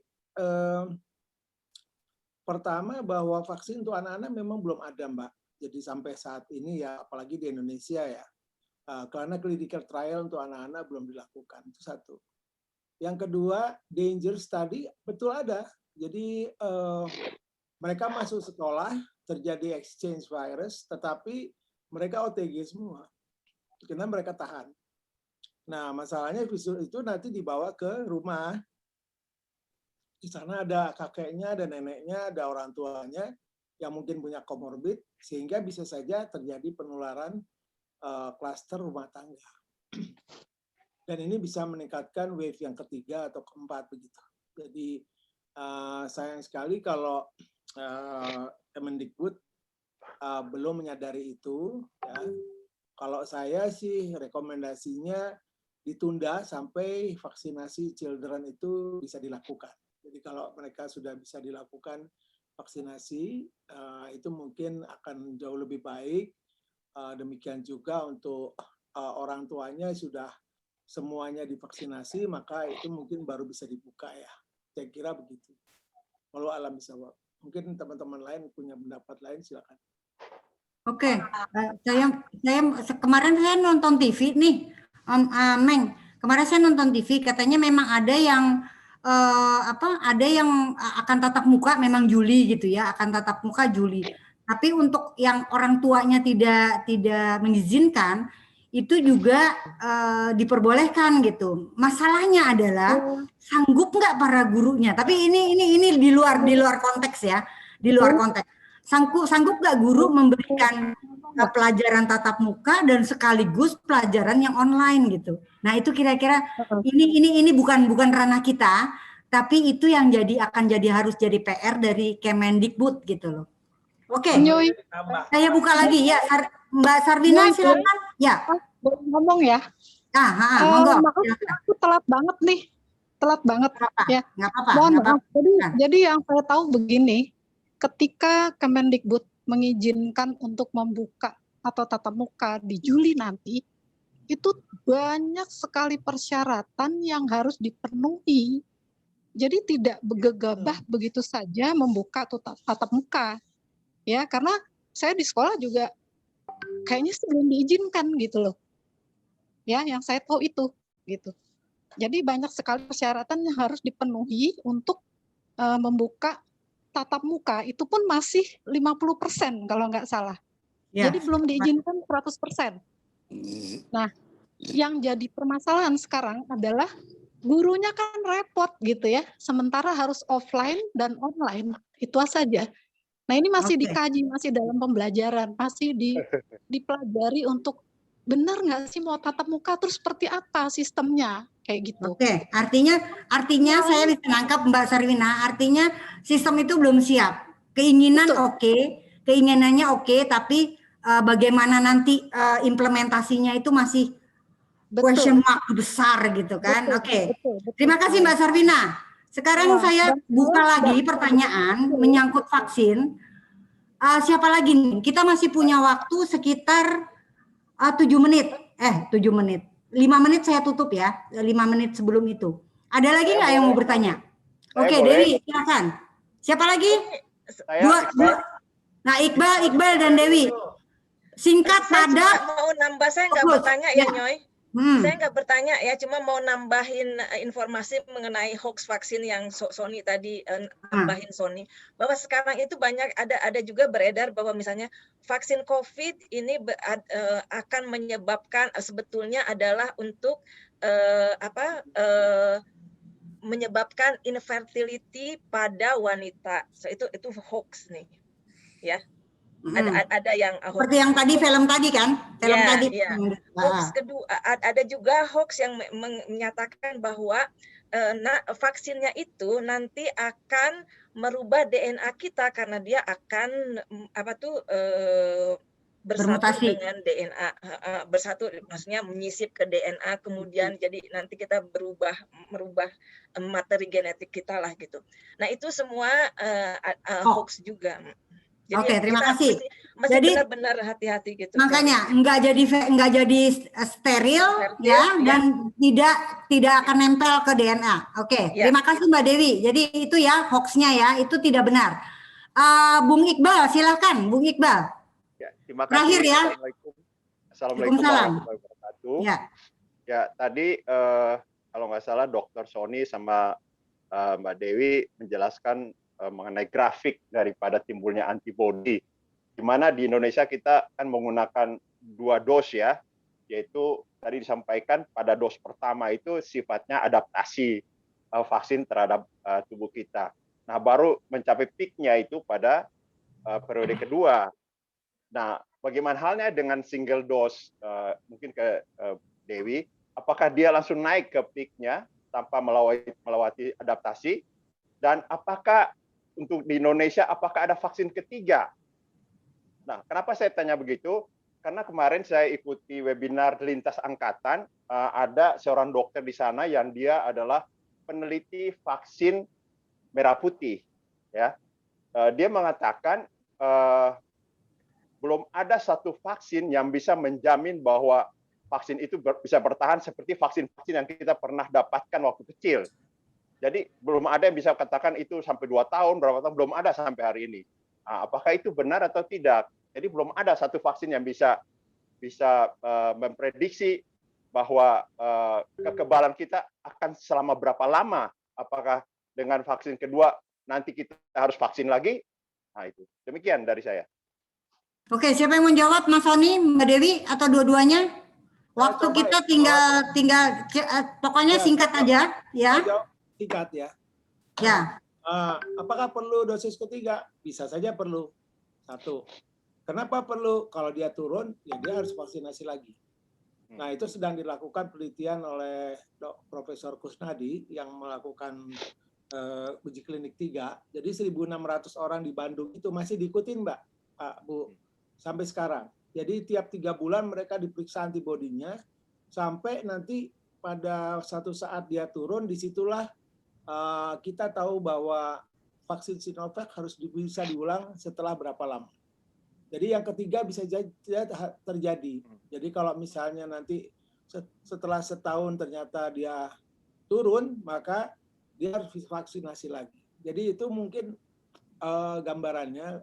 Saya tahu persis itu pernah disampaikan oleh Profesor Kusnadi di pers ya. Terima kasih. Oke, terima kasih Mas Sony. Dewi mau tambah? Ya, soalnya kan COVID ini kan termasuk baru ya adanya.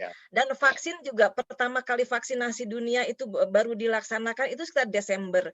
Jadi memang waktunya belum cukup bagi kita untuk lihat sampai kapan antibodi bertahan.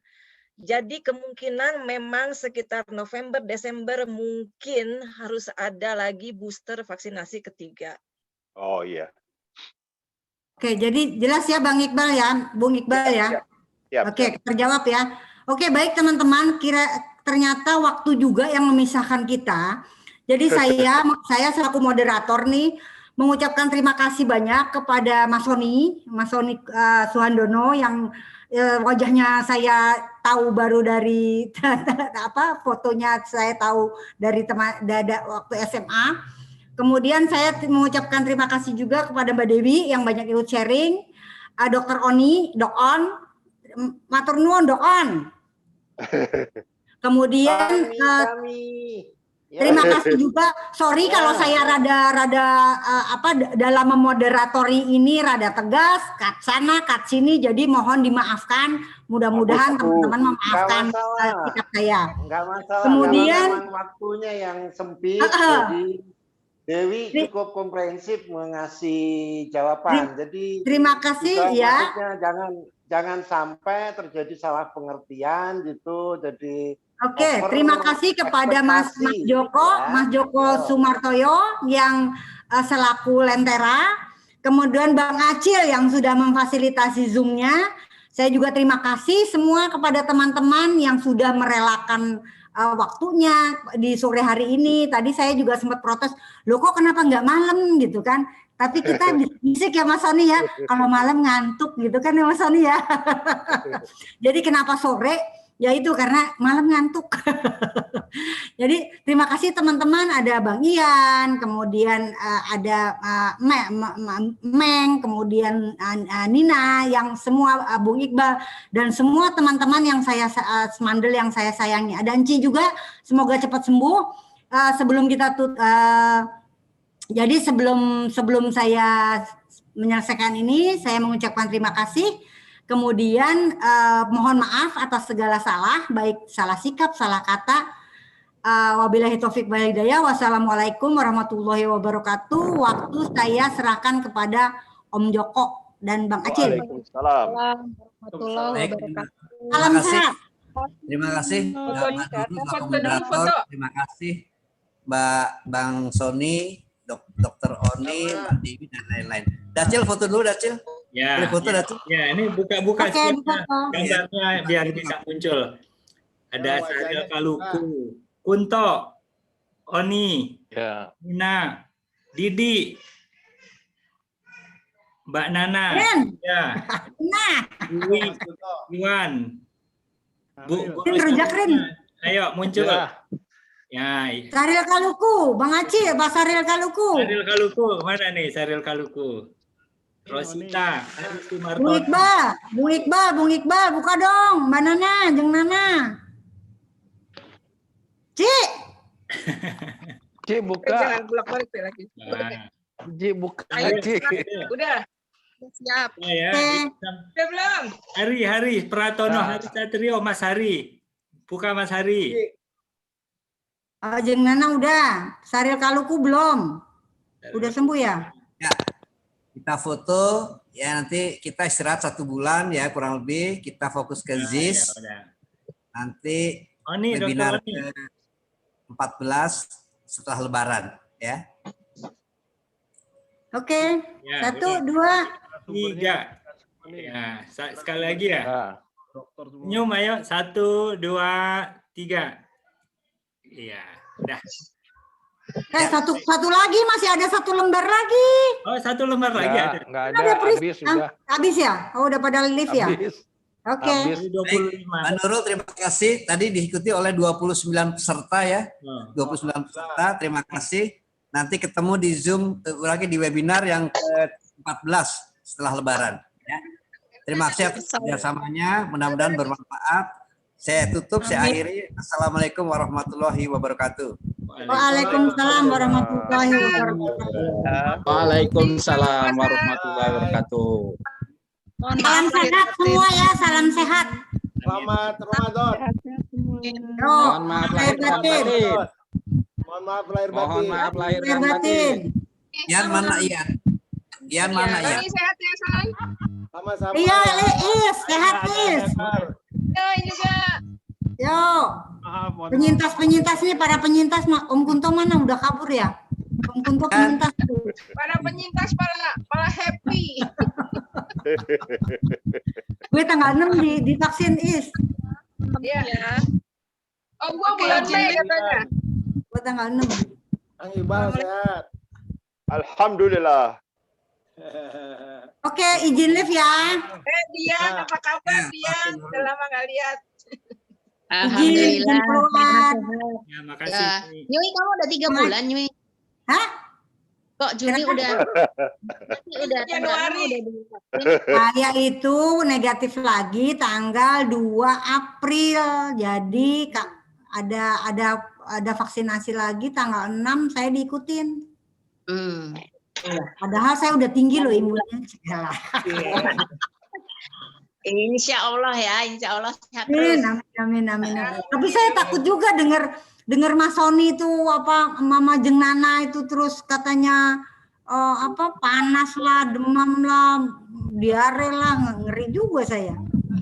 Ya enggak terjadi. Pasrahnya terus enggak sehat-sehat. Sehat, salam sehat ya. Hanya itu.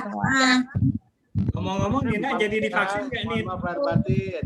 Assalamualaikum. Waalaikumsalam. Yuk, maaf lahir batin Bu ya. Rina, Bu Rina belum pensiun kan, masih ngajar ya? Halo. Ya. Insya Allah nanti September ya. September September. aku pensiun. Insya Jadi Allah. Pas Juli tatap muka ya sama muridnya? ya, ternyata memang seperti itu tatap mukanya di Juli. Ya pastinya aku masih ngerasain tatap muka nih. Kalau memang, tapi persyaratannya kan cukup banyak, jadi nggak sembarangan juga buka gitu loh. Dan orang tua banyak yang nggak mengizinkan gitu. Iya, Bang Ian.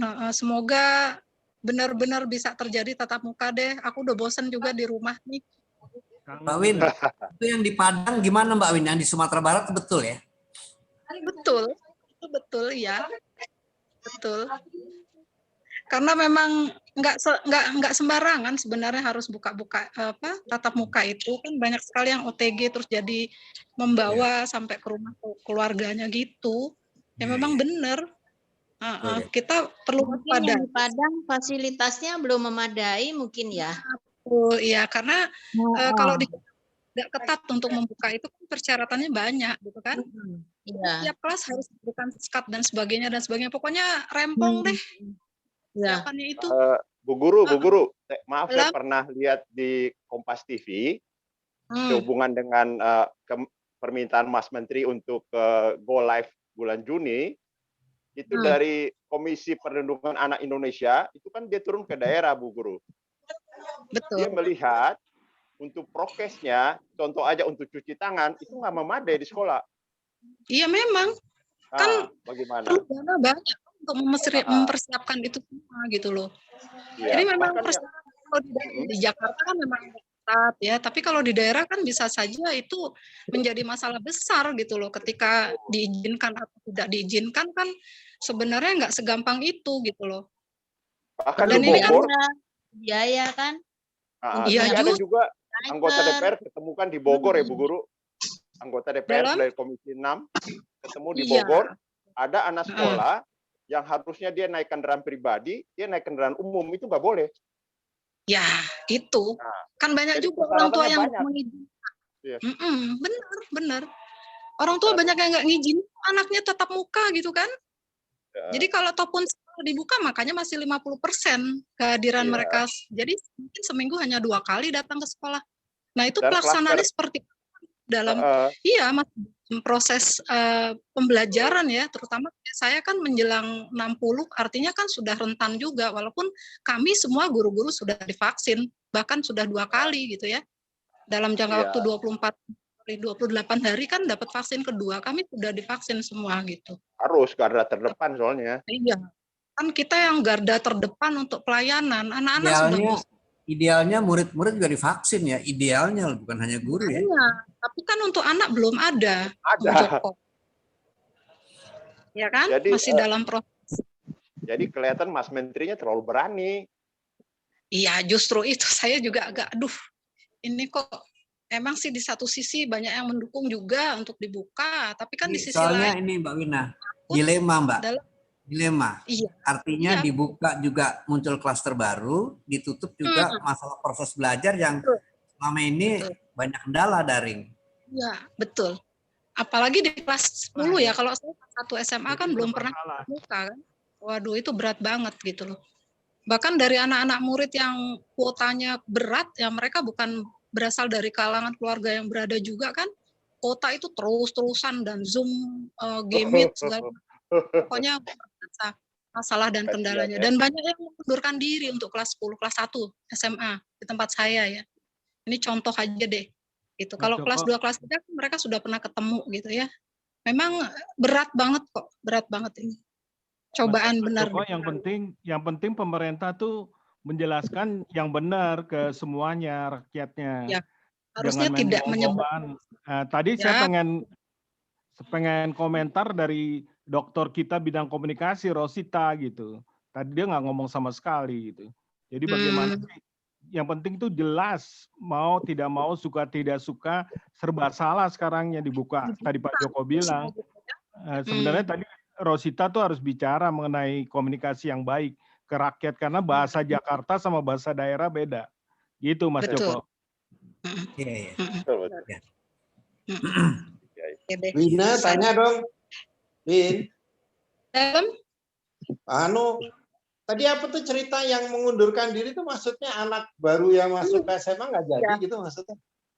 Enggak, kan mereka sudah berlangsung toh. Kelas 10 itu kan kelas 1 SMA kan mulainya kan kemarin Juli tahun lalu ya. Jadi mereka belum pernah sekalipun tatap muka dengan gurunya toh.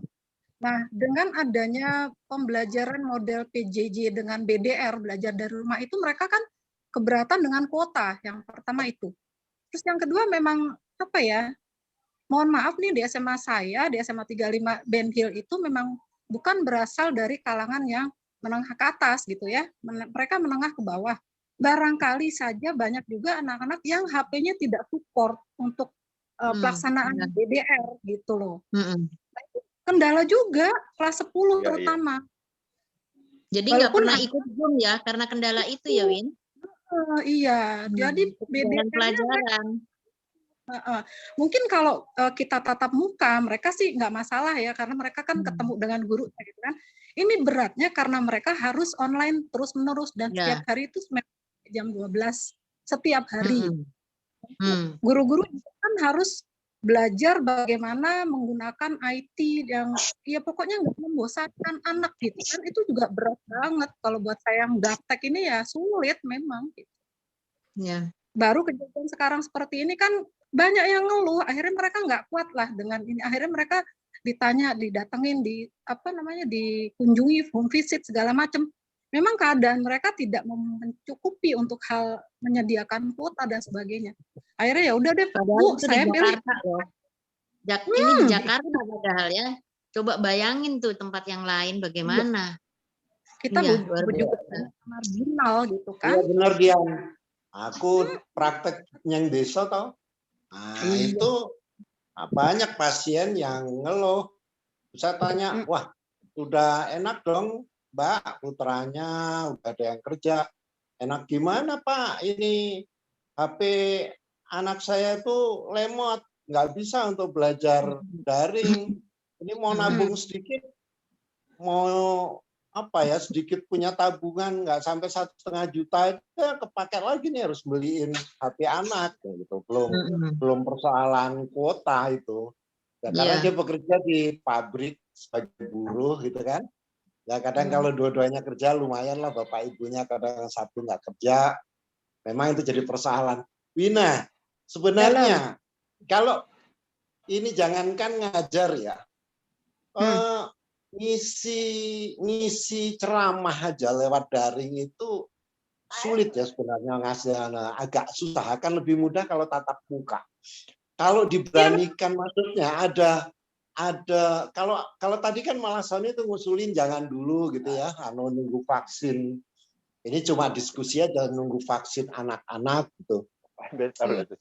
Kalau aku gimana sih, bisa nggak? Jadi kalau kita bikin satu prokes yang ketat gitu ya, sebenarnya dengan memahami karakter virus ini kita tatap muka tuh berani. Contohnya misalnya begini.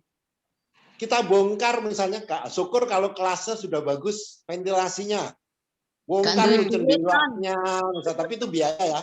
Yang ada itu di jendelanya dibuka, pintunya dibuka, pakai masker, duduknya jarak 2 meter, tak kira aman loh.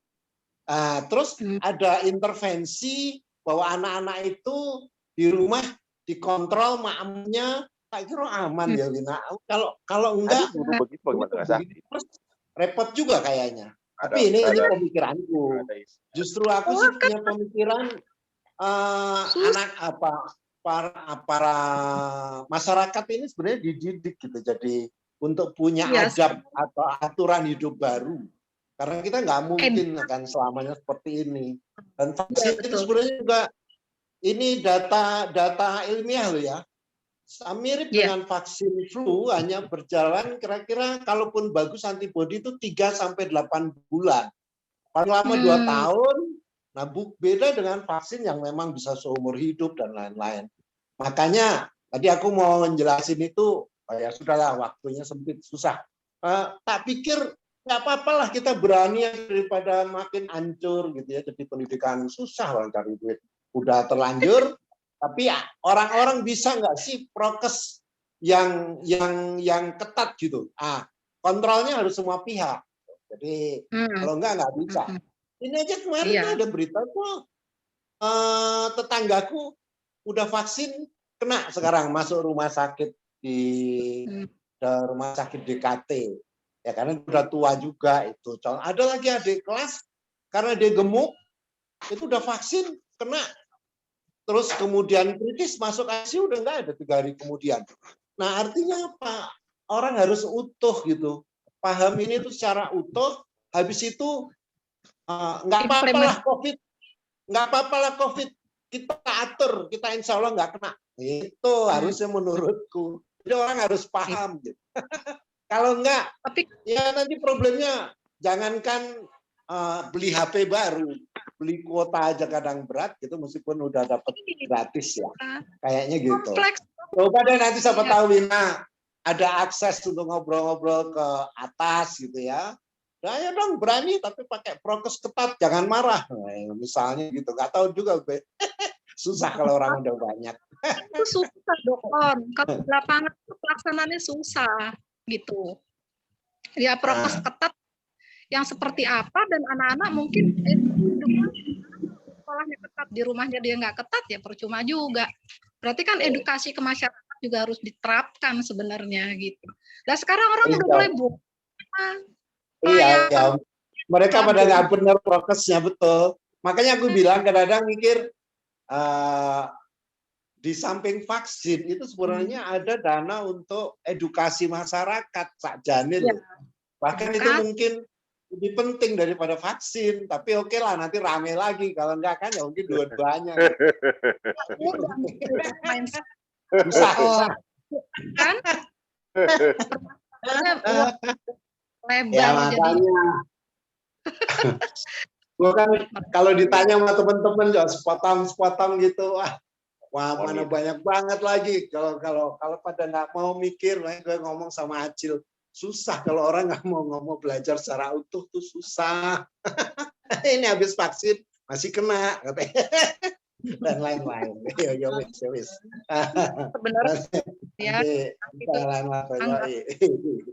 Nah, aku ingin desa ini sedih ya lihat orang-orang itu pada buruh pabrik kan. Pasienku buruh pabrik, petani, buruh tani, pembantu. Udah seperti itu. Ada yang di depanku, nangis, ya macam-macam deh. Lagi nih kalian gantian, nanti gue aja yang ngomong lagi. Tadi apa tuh? Ada usulan, harus ada orang komunikasi. Iya betul kalau komunikasi deh. Harus berani public access saja ke pemerintah. Buka, kalau nggak mati nih kita. Nggak ada generasi yang akan datang, generasi online, apalagi yang baru-baru. Keponakan saya belum pernah masuk sekolah. Berantak. Masuk SMA dia sedih di rumah aja. Apa Rosita diminta jadi pembicara ya? Rosita diminta jadi pembicara, narasumber ya? Siapa? Boleh. Dengan informasi yang harus benar kali ya. Kalau memang benar. Buka aja, jangan takut lah. Dibuka mati, nggak dibuka mati. Sebenarnya kalau paham, ini kan udah kenyataan gitu ya, harus kita hadapi gitu loh. Makanya harus dengan maksudnya tindakan yang tepat. Tindakan yang tepat itu ada ilmunya. Kalau cuma dengan virusnya ya. Kenapa itu nggak pakai masker nggak kena? Gue pakai masker kok kena, repot gue. Susah kalau sepotong ya nggak kok. Ya udahlah makanya kadang-kadang di piye yang mulek. Lah cuan nggak pakai masker nggak kena, gue pakai masker kena. Itu masih muda kritis masuk rumah sakit itu yang udah tua baik-baik aja tanpa gejala kan susah. Kalau begitu jawabnya ngobrol selangkong Ian. Guru biologi. Saya sependapat dengan Dok Oni. Saya sependapat dengan Dok Oni nih. Ini kan faktanya. Nggak berpendapat juga rapor. Pendapat faktanya sudah ada, kasusnya sudah ada. Diatasi dengan ilmu, betul On, dengan ilmu. Ya betul. On itu emang pinter deh. On itu emang jagoan. Kagak. Gue tadi mau jelasin nggak boleh. Sama Nyui panjangan katanya jawab itu aja katanya. Ya usah. Buat buku dong Mas Oni, panduan. Dibikin sesi lagi. Makanya gue suruh Dewi deh. Kalau gue ngisi seminar kan ya ikut cuma 10 orang, 13. Kalau pas Entun yang ngisi kan ada berapa? Kadang-kadang 40, tadi lumayan ya 29 gitu ya. Mungkin gue dianggap militan soalnya. Gue kan golongannya buaya kan, makanya gue golongan gue kongian gitu ya.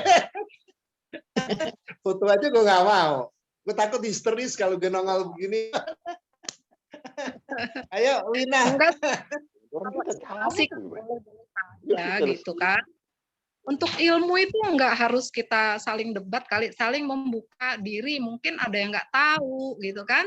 Kalau nggak tahu ya kenapa tidak harus diberitahu kan gitu. Aku setujunya.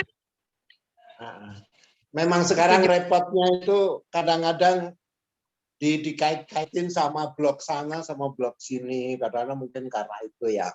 Makanya kalau aku ya wis ada pepatah Cina. Jadi nek ono murid, ada murid itu siap belajar, guru itu pasti ada. Tapi ada guru itu belum tentu bahwa proses belajar mengajar itu berjalan, karena kalau ada orang ada statusnya murid yang nggak mau belajar nggak bisa. Jadi lebih baik ada murid yang mau belajar, nggak ada guru tuh malah lebih mudah. Cari orang nanti pasti ada yang bisa ngajar, insya Allah. Memang pikir benar juga tuh pepatah Cina itu seperti itu. Ya wes, makanya biasalah bertubi-tubi. Baru aja tadi juga ada yang japri tanya, yang sama persoalannya. Aku udah vaksin ini, apakah aku ke restoran makan-makan aman ya? Emang bisa dijawab aman, nggak aman gitu. Biar engkau yang jawab. Udah. Tergantung komunitas masing-masing. Tanya dia. Kowe sing seneng melu seminar. Iya wis. Mohon izin live ya. Yuk. Salam sehat teman. Sehat. Ngobrol-ngobrol sharing begini tuh. Sama udah yang mau aja ngobrol. Bina cerita soal pendidikan. Kan juga harus belajar kan. Belajar. Pengian soal mungkin testimoni. Tadi ada yang kemoterapi. Gue juga ada keluarga yang kemoterapi dan lain-lain. Itu tak kira bagus. Oke. Sore yang indah. Semangat. Semangat. Salam sehat. Izin. Assalamualaikum. Waalaikumsalam warahmatullahi wabarakatuh. Terima kasih. Bye. Terima kasih semua. Sama-sama.